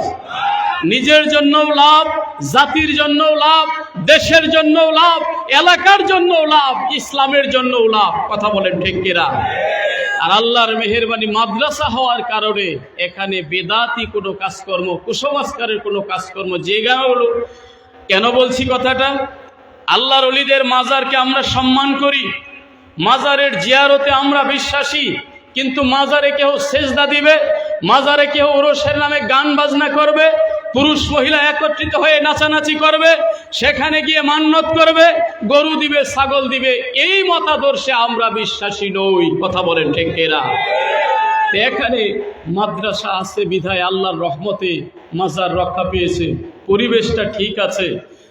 পরিবেশটা দেখে আজকে তো আমার অন্তর ভরেই গেল যে আহারে কি দেখেছিলাম, আর আজকে এখানে কয়েক বছরের ব্যবধানে কি হয়ে গেছে।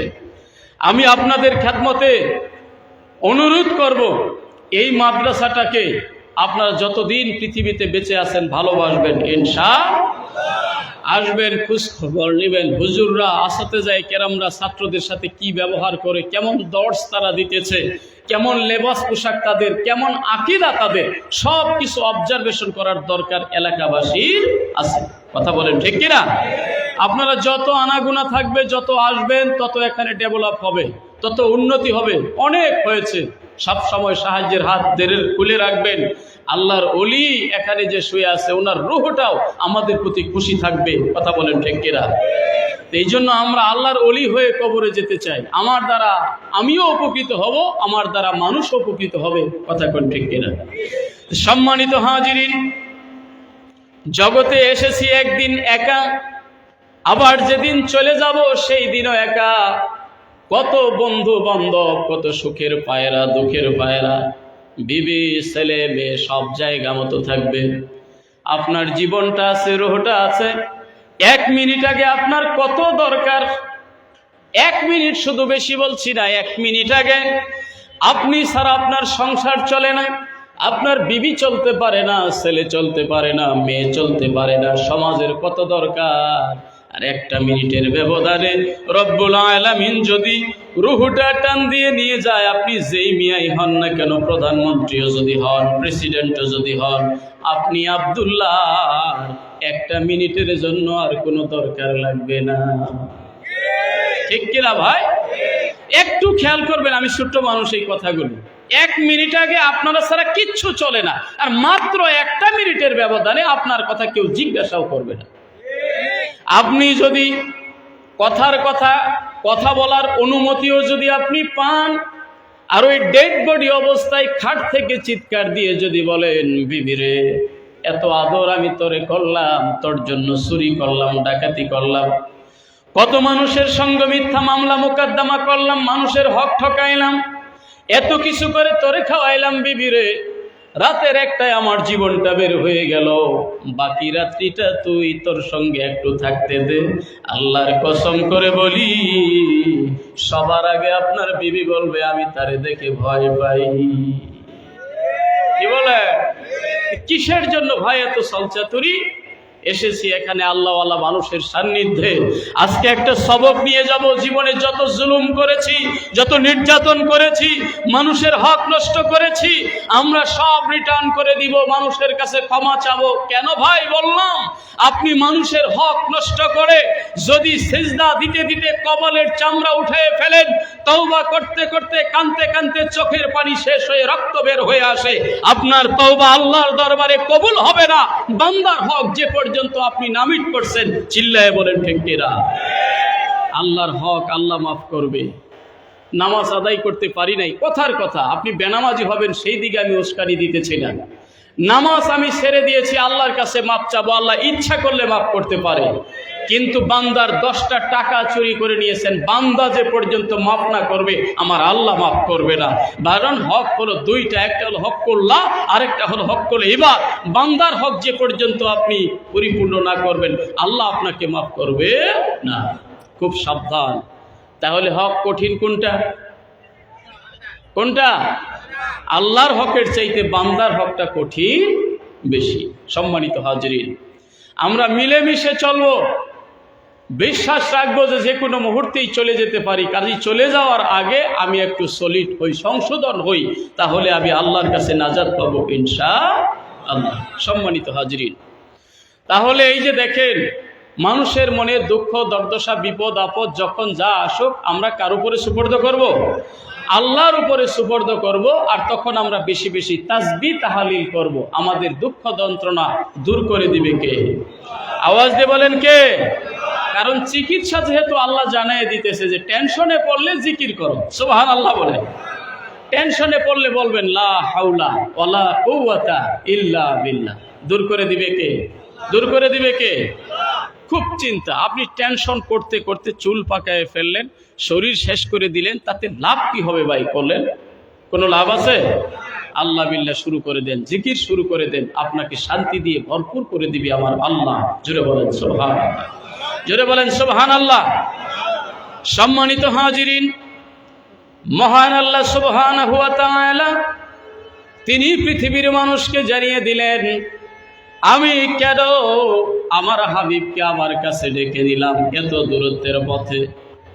কারণটা হলো, এখানে মুহাদ্দিসিনে কেরাম উল্লেখ করেছেন, বিশ্বনবী রাহমাতুল লিল আলামিন নবী মুহাম্মদুর রাসূলুল্লাহ সাল্লাল্লাহু আলাইহি ওয়াসাল্লামকে খাদিজাতুল কুবরা রাদিয়াল্লাহু তাআলা আনহা খুব বেশি ভালোবাসতেন।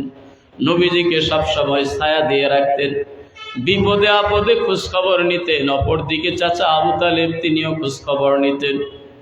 আমার ভাইরা, মক্কার মানুষ, ওই দুষ্ট মানুষগুলো নবীজির উপরে যে অত্যাচারের স্টিম রুলার চালিয়ে দিয়েছিল, খাদিজা রাদিয়াল্লাহু তাআলা আনহা হলেও মহিলা, ওনার দ্বারাও অনেক উপকার হয়েছে আমার নবীর জীবনে। আবু তালিবের দ্বারাও উপকার হয়েছে, দাদা আব্দুল মুত্তালিবের দ্বারাও উপকার হয়েছে। আমি যে কথাটা বলতে চাই, এমন একটা বছর যেই বছরে আল্লাহর নবীকে আল্লাহ সান্নিধ্যে ডেকে নিলেন, ওই বছরেই খাদিজাতুল কুবরা রাদিয়াল্লাহু তাআলা আনহার মতো মানুষ ইন্তেকাল করে আল্লাহর দরবারে চলে গেলেন। নবীজি একটু মন ভাঙ্গা ভাঙ্গা হয়ে গেল। যদিও এটা আমার বলা ঠিক না, আল্লাহর বান্দি আল্লাহ নিয়ে গেছে, এরপরেও যতই নেকড়ে ভাই, আপনি যদি একজন আদর্শ স্বামী হন, বাটপার না, লুচ্চা না, আপনি যদি আদর্শ একজন স্বামী হন, আপনার বিবির ইন্তেকালে আপনার যে বিরহ জ্বালা শুরু হবে, এটা আর দ্বিতীয় কেউ বুঝতে পারবে না। আদর্শ স্বামী তো সেই যে বিবির ইন্তেকালে যে ব্যথিত হয়। কথা বলেন ঠিক কিনা? কারণ আল্লাহ কোরআনে কি বলেছে, হুন্না লিবাসুল লাকুম ওয়া আনতুম লিবাসুল লাহুন। একজন আরেকজন তো গায়ের চাদর, অঙ্গাঙ্গী ভাবে জড়িত। জুড়ে বলেন সুবহানাল্লাহ। হাদিস শরীফে এসেছে, কোন মহিলার ডেড বডি যদি, জানাজা যদি সামনে আনা হয়, হাজার হাজার মানুষ যদি একত্রিত হয়, সবাই জানাজায় দোয়া করে, কিন্তু স্বামী ওই মহিলার প্রতি বেজার। হাজারো মানুষের দোয়া একদিকে, স্বামীর দোয়া একদিকে। হাজার মানুষ দোয়া করলো, কিন্তু স্বামী যদি আল্লাহর কাছে বলে দেয়, আল্লাহ, বিয়ে করার পর থেকে এত বিপদে ছিলাম জীবনে একটা দিন আমার কথা শোনে নাই। আল্লাহ গো, লজ্জায় মানুষের কাছে বলতেও পারি নাই, আমি সহ্যও করতে পারি নাই, খুব মনে কষ্ট পেয়েছি। তুমি ওরে নিয়ে গেছো, খুব খুশি হয়েছি, জ্বালা যন্ত্রণা থেকে আমি আজ থেকে বেঁচে গেলাম। আল্লাহর কসম করে বলি, এই মহিলার ঠিকানা হবে জাহান্নাম। পক্ষান্তরে আবার যদি এমন হয়, স্বামী, কত স্বামী তো এমন আছে যে বিবি স্বামীর অন্তরে জায়গা করে নিয়েছে, কথা বলেন ঠিক কিনা? স্বামী যদি আল্লাহর কাছে বলে দেয়, গতকালকের একটা ঘটনা মনে হয়ে গেল, সুবহানাল্লাহ। বলে গতকাল শবে মেরাজের রাত্রির দিনটা, 26শে রজবের দিন, সকালবেলায় ঢাকাতে আমার এক মুসল্লির বাসায় আমি ঢুকলাম।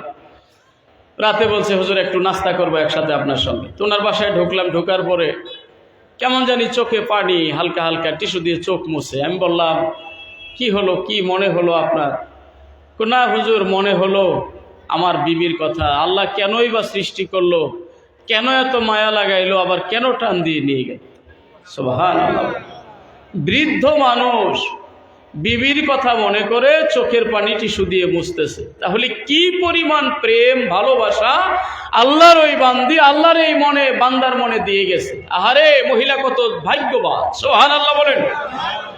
আমার নবী বলেছে, কোন স্বামী যদি জানাজায় উপস্থিত হয়ে আল্লাহর কাছে বলে দেয়, আল্লাহ তোমার বান্দির বহু খেদমত জীবনে আমি পেয়েছি, তুমি তারে মাফ করে দিও, স্বামীর দোয়ার বদৌলতে মহিলাকে আল্লাহ জান্নাতি বানিয়ে দিবে। সুবহানাল্লাহ। এমন একজন সহধর্মিনী, এমন একজন বিবি হযরত খাদিজাতুল কুবরা রাদিয়াল্লাহু তাআলা আনহা পৃথিবী থেকে চলে গেলেন। আমার নবীর মনে কত ব্যথা। এই ব্যথা সইতে না সইতে আবার চাচা আবু তালিব একই বছরে ইন্তেকাল করলো। দুষ্ট কাফিরগুলো আরো সুযোগ পেয়ে গেল। নবীর মনটা কেমন জানি ভাঙ্গা ভাঙ্গা হয়ে গেল। বাইরে এক খাদিজাতুল কুবরার কথাই তো আমার নবী ভুলতে পারতেন না, সুবহানাল্লাহ বলে। মাঝখানে আরেকটা কথা মনে হলো, শেষাংশটা পরে বলি। মদিনাতুল মুনাওয়ারা একদিন শুয়ে শুয়ে বিছানার মধ্যে আবার নবীজি চোখের পানি ছাড়তেছে আম্মাজান হযরতে আয়েশা সিদ্দিকা রাদিয়াল্লাহু তাআলা আনহার ঘরে। কার ঘরে? আয়েশার ঘরে। বিছানায় শুয়ে বালিশের উপরে চোখ থেকে পানি পড়তেছে, আর দেখতেছে হযরতে আয়েশা রাদিয়াল্লাহু তাআলা আনহা। আয়েশাকেও নবীজি ভালোবাসতেন, সকল বিবিদেরকেই নবীজি ভালোবাসতেন। ভালোবাসার মধ্যে কোনো কমতি ছিল না। কুমারী নারীদের মধ্যে একমাত্র ছিলেন হযরতে আয়েশা সিদ্দিকা রাদিয়াল্লাহু তাআলা আনহা। সুবহানাল্লাহ বলেন। আয়েশা রাদিয়াল্লাহু তাআলা আনহা বলেন, আমি দেখতেছি রাহমাতুল লিল আলামিন চোখের পানি ছেড়ে কান্নাকাটি করতেছে। আমি জিজ্ঞেস করলাম, ওগো নবী, আপনার কান্নার কারণ কি? আমার কোনো ব্যবহারে আপনি কষ্ট পাইছেন নাকি? আরে, আমরা যারা উম্মতে মুহাম্মদী দাবি করি, কিছুর তো দরকার নাই। কিসের দালান কোঠা, কিসের বিল্ডিং, কিসের অট্টালিকা, ঘরটা যদি একটা ভালো একটা বউ পাইতাম, কথা বলেন না কি? ভালো একটা সঙ্গিনী যদি আল্লাহ মিলিয়ে দিত, ওটা কুঁড়ে ঘর হইলেও দুনিয়াতে ওটা বেহেশতের বাগান। ঘরে আদর্শ বিবি থাকলে স্বামী যত পেরেশানি হয়ে আসুক, বাহির থেকে, মাঠ থেকে, রাস্তা থেকে যত পরিশ্রম করে আসুক, পুণ্যবান বিবি যদি ঘরে থাকে, তার চেহারার দিকে তাকাইলেই সারা দিনের ক্লান্তি সব ভুলে যায়, কথা বলেন ঠিক কিনা? আর আমার বোনেরাও তো এমন, কতগুলো এমন নষ্ট, সব মানুষের সঙ্গে হাসি খুশি করবে, তামাশা করবে, মজা করবে, কিন্তু স্বামী আইলে বেজা। আছে না নাই? আছে না নাই? এই মহিলার কপাল খারাপ, কথা বলেন ঠিক কিনা? এর কপাল খারাপ, এটা দাইয়ুসের খাতায় পড়ে যাবে। আজকে সাবজেক্ট যেহেতু ভিন্ন, সেদিকে আর যাই না। এই পর্যন্ত স্টপ। বলতেছিলাম, কান্না দিতেছিলেন খাদিজাতুল কুবরা রাদিয়াল্লাহু তাআলা আনহা। নবীজি কান্না দিতেছিলেন খাদিজাতুল কুবরা রাদিয়াল্লাহু তাআলা আনহার কথা মনে করে। সুবহানাল্লাহ বলে। আয়েশা রাদিয়াল্লাহু তাআলা আনহা জিজ্ঞাসা করলেন, ওগো নবীজি, আপনার কান্নার কারণ কি? তখন নবীজি বললেন, ওগো আয়েশা, শোনো, হঠাৎ করে আজকে আমার খাদিজার কথা মনে পড়ে গেল। তখন আমার নবীজিকে আয়েশা সিদ্দিকা রাদিয়াল্লাহু তাআলা আনহা বললেন, ইয়া রাসূলুল্লাহ, ইয়া হাবিবাল্লাহ, আমরা কি আপনারে ভালোবাসা দিতে পারি নাই? আপনার মনে কি সুখ দিতে পারি নাই? এখনকার আমার ঘরে শুয়েও আপনি খাদিজার কথা মনে করে কান্না দেন, আমার প্রতি কি আপনি বিরক্ত নাকি? উনি ওনারটা জিজ্ঞাসা করতেই পারে। তখন আমার নবী চিন্তা করলেন, যদি ভেঙ্গে না বলি আবার আয়েশা মনে কষ্ট পাবে। ওগো আয়েশা শোনো, তোমাদেরকেও আমি ভালোবাসি, আমার ভালোবাসার মধ্যে কোনো কমতি নেই। তবে একটা কথা শুনে রেখো, তোমরা হলো আমার সুখের দিনের স্ত্রী, আর খাদিজা হলো আমার দুঃখের দিনের স্ত্রী। যেই সময় আমার নবীজিকে খাদিজা রাদিয়াল্লাহু তাআলা আনহা পছন্দ করেছিলেন, সব চুক্তিপত্র ফাইনাল, বিবাহ বন্ধনে আবদ্ধ হবেন, ওই মুহূর্তেও খাদিজা রাদিয়াল্লাহু তাআলা আনহার বান্ধবীরা একটা খোঁচা মেরেছিল তাকে, যে খাদিজা তোমার কি কোনো পছন্দ নাই? নাউজুবিল্লাহ। মানে নবীজির মতো একটা গরিব মানুষ, বাবা নাই, মা নাই, এমন একটা ছেলেকে তুমি পছন্দ করলো খাদিজা, কি আছে তার? বংশ গৌরব নাই, এগুলো বলতেছে আজে বাজে কথা। খাদিজাতুল কুবরা চিন্তা করলেন, কি গুণ নাই আমার নবীর মধ্যে? সুবহানাল্লাহ বলেন না? যার গুণের কথা আল্লাহ কোরআনে বলে দিয়েছে, ইন্নাকা লাআলা খুলুকিন আযীম। আল্লাহু আকবার। পৃথিবীর শুরু থেকে এখন পর্যন্ত কুরআনুল কারীম দিয়ে সার্টিফাই করা চরিত্র, পবিত্র চরিত্রের গুণাবলী সার্টিফিকেট পাওয়া মানুষ শুরু থেকে কিয়ামত পর্যন্ত আর খুঁজে পাওয়া যাবে না। ঠিক কি না ভাই? আমার সেই নবী সম্পর্কে মন্তব্য করেছে বান্ধবীরা, খাদিজাতুল কুবরা কেন নবীর এত ভালোবাসার সম্পদ? তিনি ইচ্ছা করলে বান্ধবীদের কথায় রায় দিয়ে সারা দিয়ে বলতে পারতেন, তোমরা বান্ধবীরা ঠিকই বলেছো, এমন একটা অসহায় লোককে আমার মতো ধনবান কোটিপতি মহিলা আমি খাদিজাতুল কুবরা, আমার ওনারে গ্রহণ করার দরকার নাই। কথা কণ্ঠেরা। কিন্তু উল্টা উনি ব্রেন খাটাইয়া বলেছে, তোমরা দেখো তো এক নজর আমার রাসূল, আমি যাকে স্বামী হিসাবে গ্রহণ করতে চাই তার মধ্যে কি গুণের অভাব আছে? কোনো গুণের অভাব নাই। তবে তোমাদের ভিতরে যেই রোগের জন্ম নিয়েছে, যেই কারণে তোমরা বাজে মন্তব্য করতেছো, সেটা আমার বোঝার বাকি নাই। এক সেকেন্ডে আমি তোমাদের মন্তব্যের জবাব দিয়ে দিব। সুবহানাল্লাহ বলেন। তোমাদের মন্তব্যটা হলো আমার রাসূল রিক্ত হস্ত, এমটি পকেট, আমার রাসূলের পকেটে কিছু নাই, ধন নাই, সম্পদ নাই, এটাই তো তোমাদের মন্তব্য। দেখো আমি কি করি। খাদিজাতুল কুবরা রাদিয়াল্লাহু তাআলা আনহার যতগুলো সম্পদ সব কিছু আমার নবীর নামে তিনি দিয়ে দিলেন। সুবহানাল্লাহ। এরপর বললেন, বান্ধবীরা রে, এখন বলো দেখি আরো কোনো কিছুর অভাব আছে? সবার জবান বন্ধ হয়ে গেছে, কারণ দেখতে শুনতে চরিত্র, লেবাস, পোশাক, সিরাত, সুরাত, শুধুমাত্র ফেসটাই যদি কেউ নবীর আমার দেখে, এমন একটা ফেস, এমন একটা চেহারা পৃথিবীতে দ্বিতীয় কোথাও খুঁজে পাওয়া যাবে না। কথা কোন ঠিক কিনা? এখন তো আর কথা নাই। সব মিলাইয়া এক খাদিজাতুল কুবরা রাদিয়াল্লাহু তাআলা আনহাকে নিয়েই যদি কথা বলি, তাহলে আর মেরাজে যাওয়া হবে না। কথা কোন ঠিক কিনা? আপনাদের খেদমতে যে কথাটা বলতে চাই, খাদিজাতুল কুবরার জন্য নবীর চোখের পানি এমনিতে পড়ে না, চোখের পানি গড়ানোর মতো যোগ্যতা ওনার ভিতরে ছিল। কথা বলেন। নবীজির অন্তরে উনি জায়গা করে নিয়েছিলেন। সেই খাদিজা চলে গেল, নবীর মনে কত ব্যথা। সব ব্যথাগুলো দূর করার জন্য আল্লাহ ফেরেশতা জিবরাইলকে বললেন, জিবরাইল আর দেরি নয়, তুমি বেহেশতে যাও, যাইয়া সেখান থেকে অসংখ্য বরাকগুলো আছে,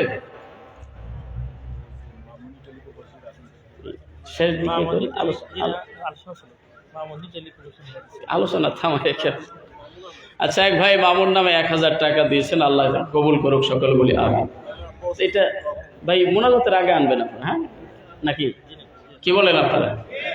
আলোচনার শেষ দিকে আনুক নাকি মাঝে মাঝে আনবে না? তো সম্মানিত হাজরিন, আল্লাহ নির্দেশ দিলেন একটা বোরাক নিয়ে যাও। বোরাক কিন্তু অসংখ্য আছে, কোন বোরাকটা নিবে সেটাও সেখানে চিহ্নিত করা আছে। সুবহানাল্লাহ বলেন। আমার উস্তাদ সারসিরা মাদ্রাসার শাইখুল হাদিস, আল্লাহ তার কবরটাকে বেহেশতের বাগান বানাক, সকলে বলেন আমিন। মুফতি আজম আল্লামা মুস্তফা হামিদি রহমতুল্লাহ আলাইহি, অনেকে আলেমরা চিনতে পারেন, ওনার লেখা একটা কিতাবে পাইলাম, হুজুর লিখেছেন যেই বোরাকটা আমার নবীর জন্য বরাদ্দ করা আছে, সেই বোরাকের কপালের মধ্যে লেখা মুহাম্মাদুর রাসূলুল্লাহ। সুবহানাল্লাহ, সুবহানাল্লাহ। অসংখ্য বোরাকের মধ্য থেকে ওই লিখিত চিহ্নিত বোরাকটাকে নিয়ে জিবরিল আমিন মিকাইলকে সাথে নিয়ে উম্মে হানির ঘরে আসলেন। এখানে আবার আরেকটা রিওয়ায়াত আছে, আরেকটা মত আছে, সেটাও ক্লিয়ার করি। এক রিওয়ায়াতে পাইলাম ওই রাত্রে আমার নবী উম্মে হানির ঘরে ছিলেন। উম্মে হানি হলো চাচাতো বোন। আরেক রিওয়ায়াতে আসছে আমার নবী কাবার হাতেমের মধ্যে শুয়েছিলেন। ওই মুহূর্তে ফেরেশতা জিবরাইল এবং মিকাইল বুরাক নিয়ে সাথে আসছে। এখন আপনি তো বলবেন উম্মে হানিরটাই ঠিক নাকি হাতিমেরটাই ঠিক? কোরআনে তো আসছে মসজিদে হারাম, কথা কোন ঠিক কিনা? সব প্রশ্নের জবাব হলো উম্মে হানির ঘরটাও ছিল হারামের এরিয়ার মধ্যেই, আর হাতিমটা তো হারামের মধ্যে। যত জায়গার যত রিওয়ায়াত আসুক বাইরে, কোরআন সত্য, কোরআন হলো একটা বলে, আর সব হলো তার ব্যাখ্যা। চিল্লায় বলেন ঠিক কিনা? সব মিলায়ে মসজিদে হারাম এটাই ঠিক, উম্মে হানির ঘড়িও মসজিদে ঠিক, যেখানে হোক ওই কাবা শরীফের এরিয়ার ওই ভিতরেই। নবীজি বলেন আমার কাছে আসলো দুইজন, কোনো রূপ বোঝা যাইতেছে না, এসে তারা একজন আরেকজনের সঙ্গে আলাপ করতেছে, আমি ঘুমের মধ্যে ছিলাম। এখন প্রশ্ন করবেন আপনারা যে ঘুমে থাকলে আবার আলাপ শুনে কেমনে? কি চমৎকার! নবী কি আপনার আমার মতো? কথা বলেন না। নবী কি আপনার আমার মতো? এই ধারণা করলে ঈমান থাকবে?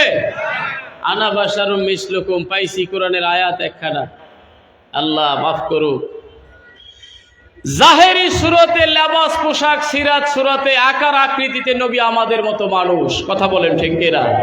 কিন্তু হাকিকতে যদি আমরা চিন্তা করি, কোথায় নবী আর কোথায় আমি? কথা বলেন। পুরা দেহটা ছিল আমার নবীর নূরে মুজাসসাম, সুবহানাল্লাহ বলেন না?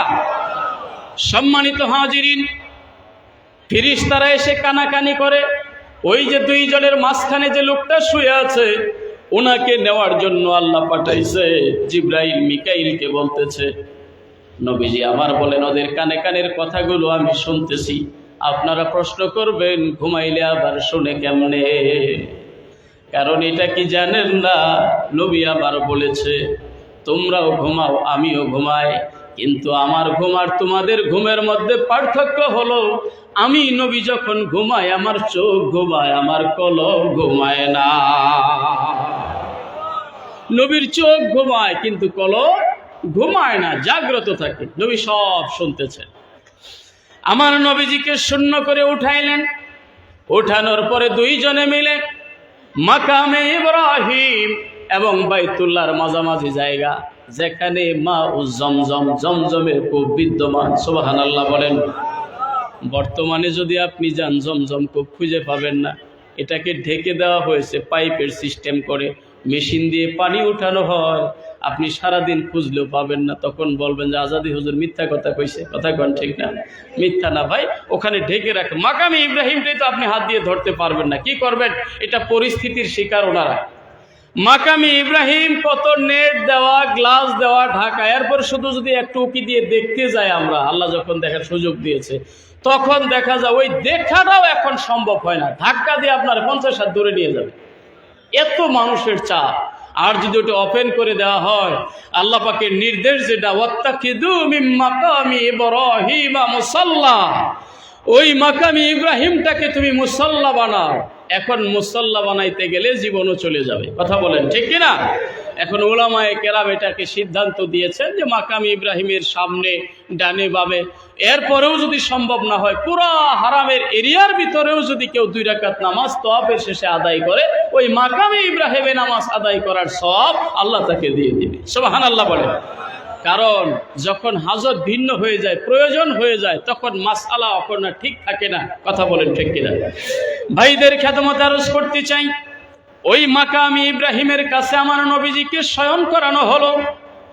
নবী আমার বলেন বেহেশত থেকে সোনালী পাত্র আনা হয়েছিল, একটা পেয়ালা যেটা স্বর্ণ দিয়ে নির্মিত, সুবহানাল্লাহ বলেন। কুদরতি অস্ত্র সিজার আনা হয়েছিল আল্লাহর পক্ষ থেকে, ফেরেশতা জিবরাইল এনেছিলেন। আমার নবীজিকে চিৎ করে শোয়া দেওয়ার পরে আবার নবী বলেন, আমার এই কণ্ঠনালীর নিচ থেকে নাভি পর্যন্ত লম্বা লম্বি আমার দেহটাকে দুইটা ভাগ করে ফেলা হলো। এই বুকটাকে পুরা একেবারে সিজার করে ওপেন করা হলো, যেটা আমরা এখন সহজে বুঝি ওপেন হার্ট সার্জারি। কথা কণ্ঠেরা, এমনকি ওলামায়ে কেরাম এটা বলেছেন, এই যে ওপেন হার্ট সার্জারি বিজ্ঞানীরা পেয়েছে, এটা আমার নবীর মেরাজকে সিনা চাককে কেন্দ্র করেই তারা এটার সূত্র পেয়েছে। জোরে বলেন আল্লাহু আকবার। কিন্তু আমি অবাক হয়ে গেলাম 2 দিন যাবত একটা ভিডিও দেখে। কথা বলতে আসলে চাই না, কিন্তু না বললে কেমন জানি অন্তরে মানে না। লক্ষ লক্ষ মানুষের সামনে মুফাসসির দাবি করে, এরা ডাইরেক্ট ওপেন বলতেছে, একটা মানুষ প্রতিবাদ করার মতো সেখানে নাই। বলতেছে এতদিন পর্যন্ত আপনারা যে নবীর সিনা চাক শুনে আসলেন, এটা মিথ্যা। চিল্লায়ে বলেন নাউজুবিল্লাহ। কত বড় দাজ্জাল হলে, মিথ্যাবাদী হলে, নবীর দুশমন হলে জবান দিয়ে এই কথাটা উচ্চারণ করতে পারে? কথা বলেন ঠিক কিনা? বুখারীর riwayate এসেছে, লক্ষ লক্ষ মুহাদ্দিসিনে কেরাম যেটা এই পর্যন্ত বর্ণনা করে গেছে, কওমির আলেম বলেন, আলিয়ার আলেম বলেন, যেই মসলেকের আলেম হোক, যারা এ পর্যন্ত এই মতের কায়েল, ওনারা কেউ বুঝলো না। আজকে তুমি 2 দিনের মুফাসসির হয়ে তুমি বুঝে ফেললে যে এটা মিথ্যা। চিন্তা করেন কথাটা। নবীর সিনা চাক 1 বার 2 বার হয় নাই, কোন রেওয়ায়েতে 3 বার, কোন রেওয়ায়েতে 4 বার হয়েছে। কথা বলেন ঠিক কিনা? অথচ দেদারসে বলতেছে এতদিন যা আপনারা শুনছেন এগুলো মিথ্যা, সিনা চাক বলতে কিছু হয় নাই। অথচ দেখেন, আমি জীবনীতে দেখেছি খাদেমে রাসূল হযরতে আনাস রাদিয়াল্লাহু তাআলা আনহু, তিনি একদিন বললেন, নবীজির আমি খাদেম ছিলাম, 1 দিন না 2 দিন না 10 বছর একটানা নবীর খেদমত করেছি। সুবহানাল্লাহ বলেন। যিনি যার খাদেম হয় উনি তো সবার চাইতে খবর বেশি জানে। কথা কন। একটু আগে সাবজাদা মুফতি গিয়াসউদ্দিন চৌধুরী হুজুর আসলেন। আপনি আমি না জানি, ওনার সাথে যারা আছে পিএস হিসাবে, খাদেম হিসাবে কম জানে না বেশি জানে? মুফতি সাহেব কোথায় আছে, মুফতি সাহেব কি পছন্দ করে, মুফতি সাহেব কেমন, কি বলেন ঠিক না? ওনার কাছ থেকে বেশি জানা যাবে।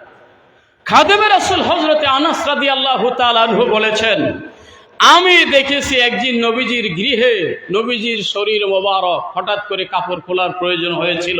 নবীজি যখন জামা মোবারক খুললেন, নবীর সিনা মোবারকে আমি সেলাইয়ের দাগ পর্যন্ত দেখেছি। নবীজির সিনা যে চাক করা হয়েছে, এই অপারেশনের চিহ্নটা আমি দেখেছি। জোরে বলেন সুবহানাল্লাহ।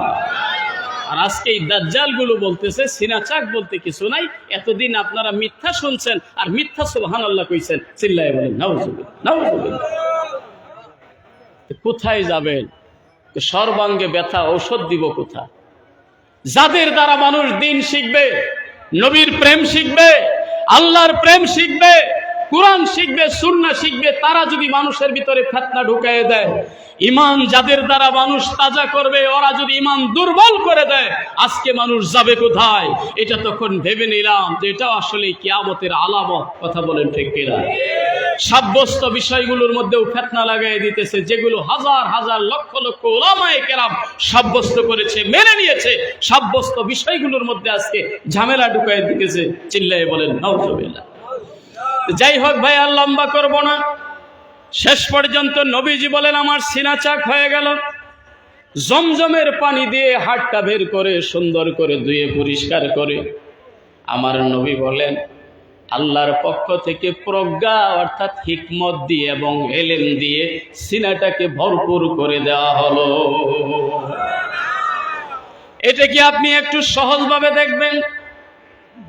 আমি বলবো, রে জাহেলের দল, তুমি মেনে নিতে পারলা না, সিনা চাকটা কেন হলো? আর উল্টা ব্যাখ্যা করে তো কেউ কেউ বলে নবীজির কলবে গুনাহ ছিল, এই জন্য ধুয়ে পরিষ্কার করা হয়েছে।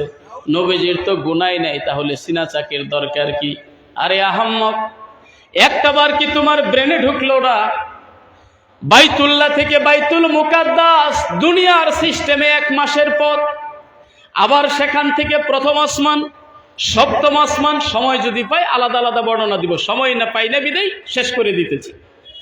সপ্তম আকাশ থেকে সিদরাতুল মুনতাহার পরে 70,000 নূরের পয়দা, পর্দা একটা মানুষের দ্বারা কি স্বাভাবিক একটা মানুষের দ্বারা এই জগৎগুলো পাড়ি দিয়ে যাওয়া সম্ভব? কত ঠান্ডার জগৎ, কত গরমের জগৎ, কত আলোর জগৎ। আপনি আরো অবাক হয়ে যাবেন, সিদরাতুল মুনতাহার মতো জায়গায় গিয়ে ফেরেশতা জিবরাইলের মতো ফেরেশতা, যিনি তৈরি তো নূরে, কথা কয় না, ফেরেশতা কি মাটির তৈরি? ফেরেশতা নূরের তৈরি। কত বড় জেসেমালা, কত বড় বডি। আমার নবী বলেছেন, একটা ফেরেশতার গায়ে মাথায় যদি পানি ঢেলে দেওয়া হয়, সমগ্র পৃথিবীর যত সমুদ্র আছে এই পরিমাণ পানি মাথায় ঢেলে দিলে জমিনে পড়ার আগে পানি শেষ হয়ে যাবে। এর বডি স্ট্রাকচারটা কত বড়, জোরে বলেন আল্লাহু আকবার। এক ফেরেশতা জিবরাইলের রয়েছে 600 পাখা। আপনারা এদের এই যে ছাতক, সুনামগঞ্জ, সিলেট, মানে কি বলবো, সারা বাংলা কেন ভারত উপমহাদেশ ধ্বংস করার জন্য জিবরিল একটা পাখা ব্যবহার করতে হবে না। 600 পাখা রয়েছে, কত শক্তিশালী। সিদরাতুল মুনতাহার পরে, সিদরাতুল মানে কি? বড়ই গাছ, মুনতাহা মানে সীমানা, সীমানার বড়ই গাছ। সুবহানাল্লাহ বলেন। কুদরতি ভাবে আল্লাহ সেখানে একটা বড়ই গাছ ফিট করে রাখছে। ওই জায়গায় যাওয়ার পরে জিবরাইল বলতেছে, ওগো নবী মুহাম্মদ, এরপর থেকে একটা চুল পরিমাণ সামনে অগ্রসর হওয়ার ক্ষমতা আমার নাই। যদি আমি যাই জ্বলে পুড়ে ছাই হয়ে যাব। তাহলে জিবরিল ডাইরেক্ট নূরের তৈরি, এত বড় পাওয়ারফুল, এত শক্তিশালী, উনি ওই জায়গায় যায় অপারক। আর সেই জায়গাগুলোতেও নবী আমার যাবে। আর বুরাকের গতিটা কত বেশি, 1,86,000 মাইল যদি হয় বিদ্যুতের গতি, বিদ্যুতের চাইতেও আরো গতি সম্পন্ন হলো বোরাক। এই বোরাকের মধ্যে নবী আরোহণ করবে। তাহলে অবশ্যই আল্লাহ কুদরতি ভাবে নবীজিকে উপযুক্ত করার দরকার আছে না নাই? এই জন্য হিকমত দিয়ে, এলেম দিয়ে, মানে যোগ্য করে তুইলেন আমার নবীকে আল্লাহ, যেন ওই নূরের জগৎ পাড়ি দিয়ে যাইতে আমার নবী কোনো হিমশিম না খায়। সুবহানাল্লাহ বলেন, সুবহানাল্লাহ বলেন। এবার নবীজিকে উঠানো হলো বোরাকের ভিতরে। সুবহানাল্লাহ বলেন। বোরাকের গতি তো আর কি, এক রিওয়ায়াতে আসছে চোখের দৃষ্টিসীমা যে পর্যন্ত যায়, এক পা থেকে আরেক পা ফেলতে এর চাইতেও বেশি জায়গা চলে যায়। সুবহানাল্লাহ বলেন। চোখের পাওয়ার যত দূর যায়, এই গতির মধ্যে উঠানো হলো। সামনে হলো জিবরাইল, মাঝখানে নবী মুহাম্মদ সাল্লাল্লাহু আলাইহি ওয়াসাল্লাম, পিছনে হলেন ফেরেশতা মিকাইল, মাঝখানে নবীজি। বোরাকটা কি দেখতে হলো খচ্চরের চাইতে একটু ছোট, গাধার চাইতে একটু বড়, মাঝামাঝি ধরনের 4-5 যথেষ্ট একটা জন্তু। এটা আল্লাহর কুদরতি জন্তু। ওঠানোর পরে এই গতি সম্পন্ন বাহনে মাত্র একটু সময় যায়, যাওয়ার পরে ফেরেশতা জিবরাইল বলে, ওগো নবী মুহাম্মদ, এইখানে আপনি নামেন, একটা পাহাড়ি এলাকা। আবার নবী জিজ্ঞেস করলেন, ওগো জিবরাইল, এটা কোন জায়গা তুমি আমারে নামতে বলতেছো? মাত্র একটু সময়, বুঝেন না? সেকেন্ডে 1,86,000 মাইল। মক্কা থেকে মদিনার দূরত্ব হলো মাত্র 450 কিলো। তাহলে বোরাক কতক্ষণ যাইতে লাগে? নবীজি বলতেছে, উঠলাম আর নামলাম। ফেরেশতা বলতেছে, নবী আপনি নামেন। নামলাম, আমি তো চিনি না। ও জিবরাইল, এটা কোন জায়গা তুমি আমাকে নামতে বললা? ফেরেশতা জিবরাইল বলল, ওগো নবী, এই জায়গার নাম হলো ইয়াসরিব। কি নাম? নামটা শুনেন নাই আপনারা? মদিনার পূর্ব নাম ছিল কি? ইয়াসরিব। এই জায়গায় নবী গো আপনি একসময় হিজরত করে চলে আসবে। ইয়াসরিব শব্দের অর্থ হলো অলক্ষণ, কুলক্ষণ। ইয়াসরিব জায়গাটা এমন ছিল, আমার নবীজির হিজরত করার পূর্বে পুরা দূষিত আবহাওয়া, নতুন কেউ সেখানে আগমন করলেই জন্ডিস রোগ হয়ে যাইত। আর সেই জায়গায় নবী আগমন করার কারণে, সুবহানাল্লাহ বলবেন না, ওই ইয়াসরিব মদিনা হয়ে গেছে। যেই ইয়াসরিবের আবহাওয়ার জন্য মানুষের রোগ ব্যাধি হয়তো, জন্ডিস হয়ে যাইতো, চোখ হলুদ হয়ে যাইতো। আর সেই জায়গায় রহমাতুল্লিল আলামিন আগমন করার ওসিলায় ওই জায়গার আবহাওয়া না, ধুলা বালিটা পর্যন্ত মানুষের জন্য শিফা হয়ে গেছে। সুবহানাল্লাহ বলে। সোনার মদিনা আমার প্রাণের মদিনা, সব ভুলিব। খারাপ লাগে আপনাদের এগুলো? এগুলো নবীর প্রেমিক যারা, তাদের অন্তরে খাদ্য যোগায়। আমি আলোচনা করার পূর্বে একটা ছেলের নাক বলতেছিল, আমি কি বলবো, গায়ের পশম দাঁড়িয়ে গেছে। কি বলেন, ঠিক না? নবীর প্রেম থাকলে না নবীর কথা শুনলে ভালো লাগবে, আর যদি প্রেম না থাকে নবীর কথা শুনলে কপাল কালো হয়ে যাবে, কপালের চামড়া ঘুষ হয়ে যাবে। সোনার মদিনায় আমার প্রাণের মদিনা, সব ভুলিব কিন্তু তোমায়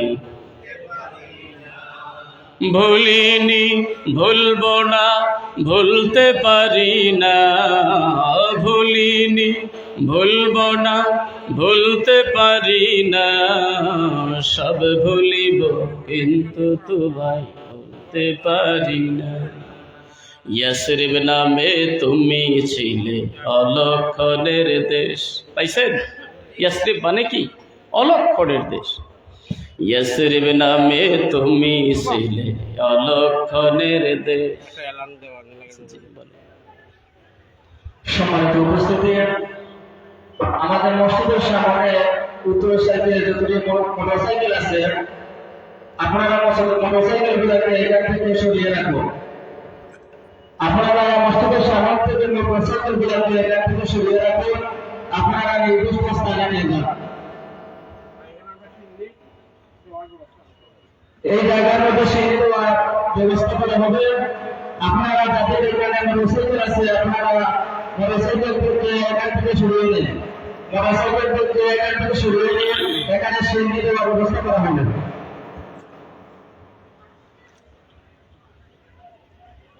সম্মানিত হাজির, কষ্ট হইতেছে আপনাদের? আছেন তো আপনারা? দয়া করে উঠা বসা করবেন না। একজন থেকে আরেকজনের ফাঁকে সময় পাইলে তখন একটু ওই ইস্তিনজা সেরে নেবেন। কি বলেন, ঠিক না? উঠবেন না ভাই, দয়া করে। একজন মানুষ উঠলেই কষ্ট লাগে তখন। ইয়াসরিব নামে তুমি ছিলে অলক্ষণের দেশ, বড়ই মারাত্মক যে ছিল তোমার পরিবেশ। ইয়াসরিব নামে তুমি ছিলে অলক্ষণের দেশ, বড়ই মারাত্মক যে ছিল তোমার পরিবেশ। আহা নবীর সোয়া লেগে তবে সোনার মদিনা, নবীর সোয়া লেগে তবে সোনার মদিনা, সব ভুলিব কিন্তু তোমায় ভুলতে পারি না। ভুলিনি, ভুলবো না, ভুলতে পারি না, সব ভুলিব কিন্তু তোমায়। সোনার মদিনায় আমার প্রাণের মদিনা, সব ভুলিব কিন্তু তোমায়। জান্নাতের বাগান তোমায় নবী বলেছেন। সুবহানাল্লাহ বলে। মদিনা কি জান্নাতে? হাদিস শরীফে এসেছে, কেউ যদি মদিনাতে ইন্তেকাল করে আমার নবী বলে আমি তাকে সুপারিশ করব। কত ভাগ্যের ব্যাপার। আজ থেকে 14-15 দিন আগে মক্কাতুল মুকাররমা মদিনাতুল মুনাওয়ারা উমরা করে আসলাম, সফর করে আসলাম। এই 14 দিন 15 দিনের সফরে মাত্র একটা ওয়াক্ত নামাজে জানাজা পাইনি। প্রত্যেক ওয়াক্ত নামাজে 4 জন 5 জন 10 জন করে জানাজা। আর ভাবলাম যাহারে মদিনায় যারা ইন্তেকাল করলো তাদের ভাগ্যটা কত ভালো। নবীজি বলছে যে যাদের সাধ্য আছে মদিনায় ইন্তেকাল করার, ওর জন্য মদিনায় ইন্তেকাল করে। সুবহানাল্লাহ বলে। মানে মদিনায় ইন্তেকাল করার জন্য যেন আল্লাহর কাছে তামান্না করে, আল্লাহ মদিনাতে মওত দিও, কারণ একটা ফ্যাসিলিটি যে নবী সুপারিশ করবে। সুবহানাল্লাহ বলে। জান্নাতের বাগানে তোমায় নবী বলেছেন, খাওকে শিফার অধিকারী তোমায় করেছেন। জান্নাতের বাগান তোমায় নবী বলেছেন, খাওকে শিফার অধিকারী তোমায় করেছেন। আহা নবীর সোয়া লেগে তুমি সোনার মদিনা, সব ভুলিব কিন্তু তোমায় ভুলতে পারি না। সোনার মদিনায় আমার প্রাণের মদিনা, সব ভুলিব কিন্তু তোমায় ভুলতে পারি না। জুড়ে বলেন মারহাবা। আমার নবী বললেন, ও জিবরাইল, এটা কোন জায়গা? তখন জিবরিল বুঝাইয়া দিলেন, নবী গো, কিছুদিনের মধ্যেই হিজরত করে আপনি এই জায়গায় চলে আসবেন, জায়গার নাম হলো ইয়াসরিব। এখানে নামেন, আপনি 2 রাকাত নামাজ আদায় করেন। নবীজি সেখানে নেমে 2 রাকাত নামাজ আদায় করলেন। বলেন সুবহানাল্লাহ। আবার বললেন, ওগো নবী উঠেন, বহু জায়গা বাকি, বহু কিছু দেখাতে হবে, কারণ আল্লাহ বলেছে লিনুরিয়াহু মিন আয়াতিনা, আমার এই নিদর্শনগুলো দেখানোর জন্য আমার হাবিবকে, আমার বান্দাকে আমি আল্লাহ ভ্রমণ করাইছি। সুবহানাল্লাহ। সম্মানিত হাজিরিন, এবার আবার উঠানো হলো। যেই মাত্র উঠলো, কত গতি সম্পন্ন হলে এমন হয়, আবার জিবরিল বলল, নবী আবারও নামেন। আবার নামার পরে জিজ্ঞেস করলেন, এটা কোন জায়গা গো জিবরাইল? জিবরাইল বললেন, এটা হলো তুরে সিনিন, এটা হলোই তুরে সিনিন, সিনাই উপত্যকা। সুবহানাল্লাহ বলেন। কোরআনে আপনারা নাম শুনেছেন, ওয়াত্তিন ওয়াজ্জাইতুন ওয়া তুরি সিনিন, আছে না নাই? আল্লাহ তিনের কসম করেছেন, জৈতুনের কসম করেছেন এবং তুর সিনিনের কসম করেছেন। ওই কোরআন উল্লেখিত নামটা ফেরেশতা জিবরাইল বলল, গো নবী, এটা হলো তুর সিনিন, এখানে আপনি নামেন, এখানে 2 রাকাত নামাজ আদায় করেন। সুবহানাল্লাহ বলেন। আবারও উঠলেন বোরাকের মাঝে। কিছু দূর যাওয়ার পরে আবারও বললেন, নবী গো, আপনি নামেন। এবার আবার জিজ্ঞেস করলেন, ওগো ফেরেশতা জিবরাইল, এটা কোন জায়গা? তখন আবার জিবরিল বলে দিলেন, এটা হলো বেথলেহেম, যেখানে জন্মগ্রহণ করেছিল মরিয়মের পুত্র আল্লাহর নবী হযরত ঈসা আলাইহিস সালাম। আপনারা জানেন এগুলো আলাদা আলাদা বিশ্লেষণ, বহু সময়ের দরকার, ঠিক না? বলবো, একটু করে বলবো। সবাই অনুমতি দিয়েছেন? আল্লাহ তুমি কবুল করো, আল্লাহ তুমি কবুল করো। ঈসা আলাইহিস সালামের জন্মটা এক আশ্চর্য কাহিনী, কথা কোন ঠিক না? সব আশ্চর্য বিষয়গুলো, জায়গাগুলো যে আল্লাহ দেখাবে, সব মিলাইয়া নবীর মনের ব্যথাগুলো যে আল্লাহ দূর করে দিবে, নবীর মনে যে আল্লাহ আনন্দ দিবে, এটাই ছিল আমার আল্লাহর উদ্দেশ্য। জোরে বলেন সুবহানাল্লাহ। ঈসা নবীর জন্মটা পৃথিবীতে, এটা আল্লাহর একটা কুদরত। মা মরিয়ম সংক্ষেপে বলে দেয়, আল্লাহর কাছে ওয়াদা করেছিলেন, আল্লাহ মা ফি বাতনি মুহাররারা, আমার পেটের মধ্যে যা আছে, যে সন্তান আছে, আমি তোমার রাহে এটারে মান্নত করলাম। সুবহানাল্লাহ বলেন। পেটে যে সন্তান আছে, মানে দোয়া করেছিল, আল্লাহ আমাকে যদি তুমি একটা সন্তান দাও, তাহলে আমি তাকে বাইতুল মুকাদ্দাসের খাদেম বানাবো। বাইতুল মুকাদ্দাস কি পবিত্র জায়গা! আজকে আমার ফিলিস্তিনি ভাইদের উপরে কত অত্যাচার, আমরা ভাই কিছুই করতে পারতেছি না, কিন্তু একটা দাবি হইল, অন্তত দোয়ায় যেন আমরা তাদেরকে ইয়াদ করি। কথা বলেন ঠিক কিনা? আমরা তাহাজ্জুদের চোখের পানিতে যেন তাদের কথা স্মরণ করি, আমরা যেন প্রতি ওয়াক্ত নামাজের পরে তাদের কথা স্মরণ করি। আল্লাহ, আমার মুসলিম ভাই বোনদের কোনো অপরাধ নাই, পাখির মতো গুলি করে আজকে তাদেরকে মারা হইতেছে, তাদের অপরাধ একটাই, আমার নবীকে নবী মেনে নিয়েছে, আল্লাহকে আল্লাহ মেনে নিয়েছে, বাইতুল মুকাদ্দাসের পবিত্রতা রক্ষা করার জন্য তারা জীবন বাজি রেখেছে। কথা বলেন ঠিক কিনা? এটাই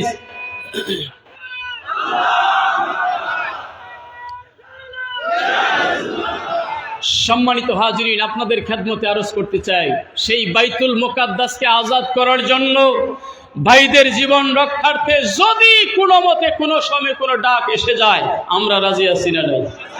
আমরা রাজি আছি না নাই? মন থেকে বলে দিতে হবে আল্লাহর কাছে, আল্লাহ আমরা ভুলি নাই, কিন্তু আমাদের সাধ্য নাই। কথা বলেন ঠিক কিনা?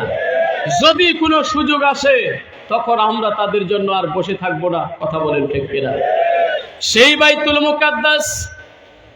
বাইতুল মুকাদ্দাসের খাদেম বানাবে। মা মরিয়ম আল্লাহর কাছে দোয়া করলেন, রব্বুল আলামিন সন্তান একটা দিলেন।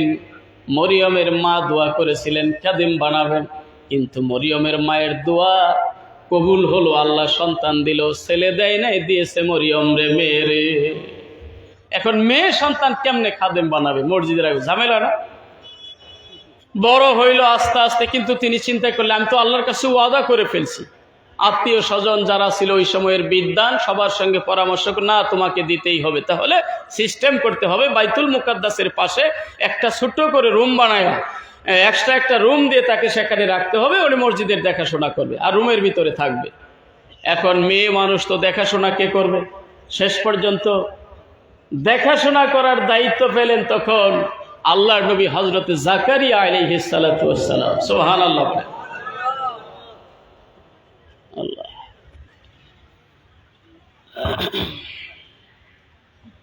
সম্মানিত মুসল্লিরা, যারা মনে থেকে গেটের ভিতরে পৌঁছেন, দয়াবানিয়ার আপনাদের আমরা সিন্নি ভিতরে গেট লক করে দেব। সিন্নি শেষ না হওয়া পর্যন্ত আধা ফাটা হবে না। সম্মানিত মুসল্লিরা, যারা মনে করেন গেটের ভিতরে পৌঁছেন, দয়াবানিয়া সাইকেল তো বাড়ানো আপনাদের না হয় আপনারা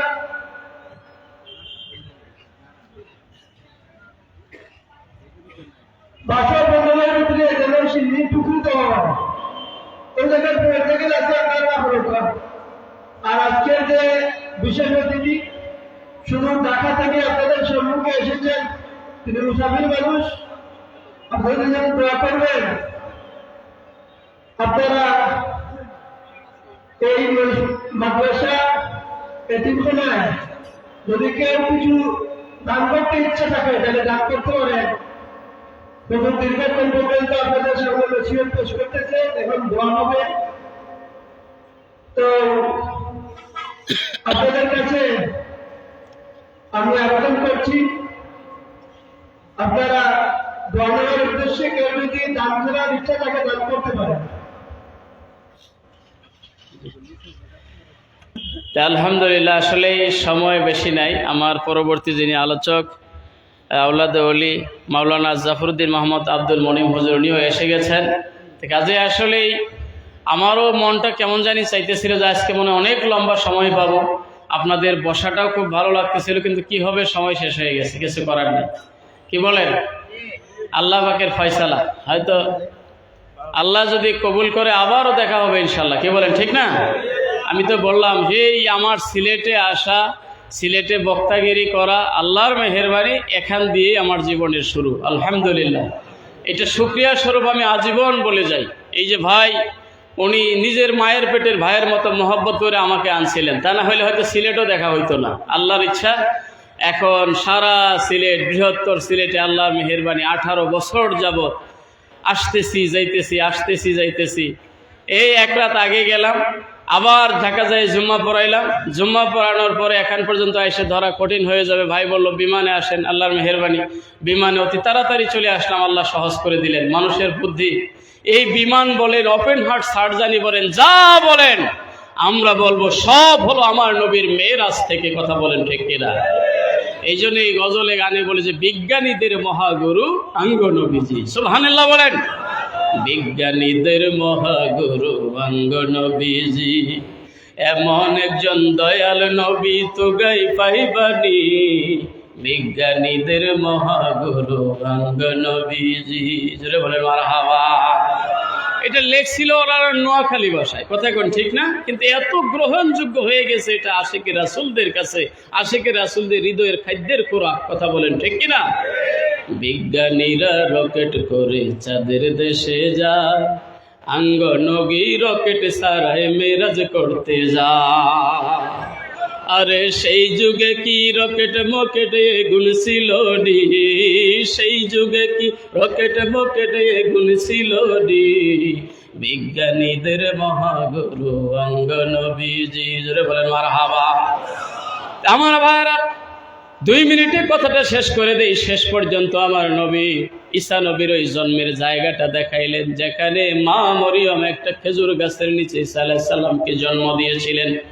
এই জায়গায় 2 রাকাত নামাজ আদায় করে আবার নিয়ে গেলেন সেই উদ্দিষ্ট জায়গা বাইতুল মুকাদ্দাস। সেখানে সারি সারি নবী পয়গম্বর দাঁড়িয়ে আছে। সুবহানাল্লাহ। এখন এই বিশাল জামাতের মধ্যে কে ইমাম, ধাক্কাধাক্কি চলতেছে, আপনি যান, কিন্তু উদ্দিষ্ট ব্যক্তি যিনি, তিনি হলেন রহমাতুল লিল আলামিন। জোরে বলেন আল্লাহু আকবার। শেষ পর্যন্ত জিবরিল আমিন নবীজিকে নিয়ে সামনে দিলেন। এই জন্য আমার নবী সাইয়্যিদুল মুরসালিন, সমস্ত রাসূলদের ইমাম হলেন রহমাতুল লিল আলামিন। এখন এই পর্যন্তই থাক, আর উপরের গুলা জীবনে কোনোদিন দেখা হলে, সাক্ষাৎ হলে আবার কথা হবে ইনশাআল্লাহ। সম্মানিত হাজিরিন, এই মিরাজ শেষ করে এসে যখন আমার নবীজি সকাল বেলায় বসে আছেন, খুব চিন্তিত, মানে টেনশনের চিন্তা নাই, টেনশন চিন্তা দূর করার জন্যই তো আল্লাহ মেরাজ করাইছে। সুবহানাল্লাহ বলেন।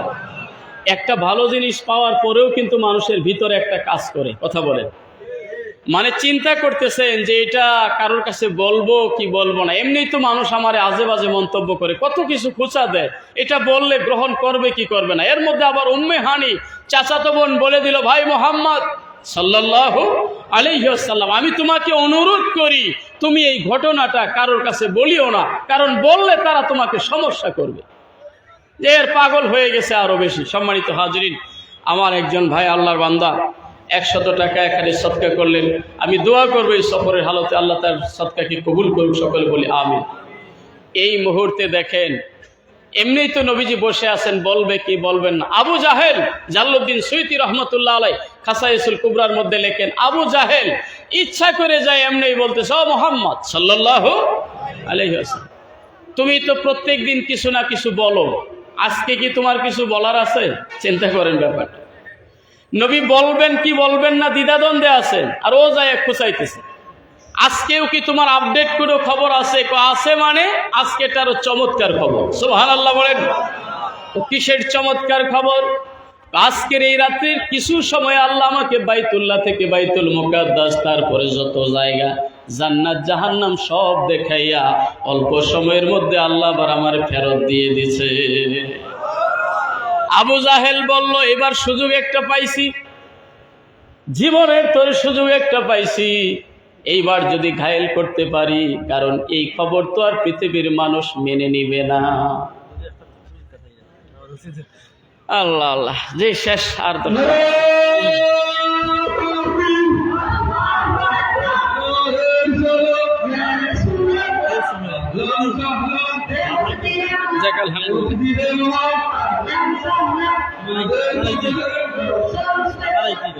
আলহামদুলিল্লাহ।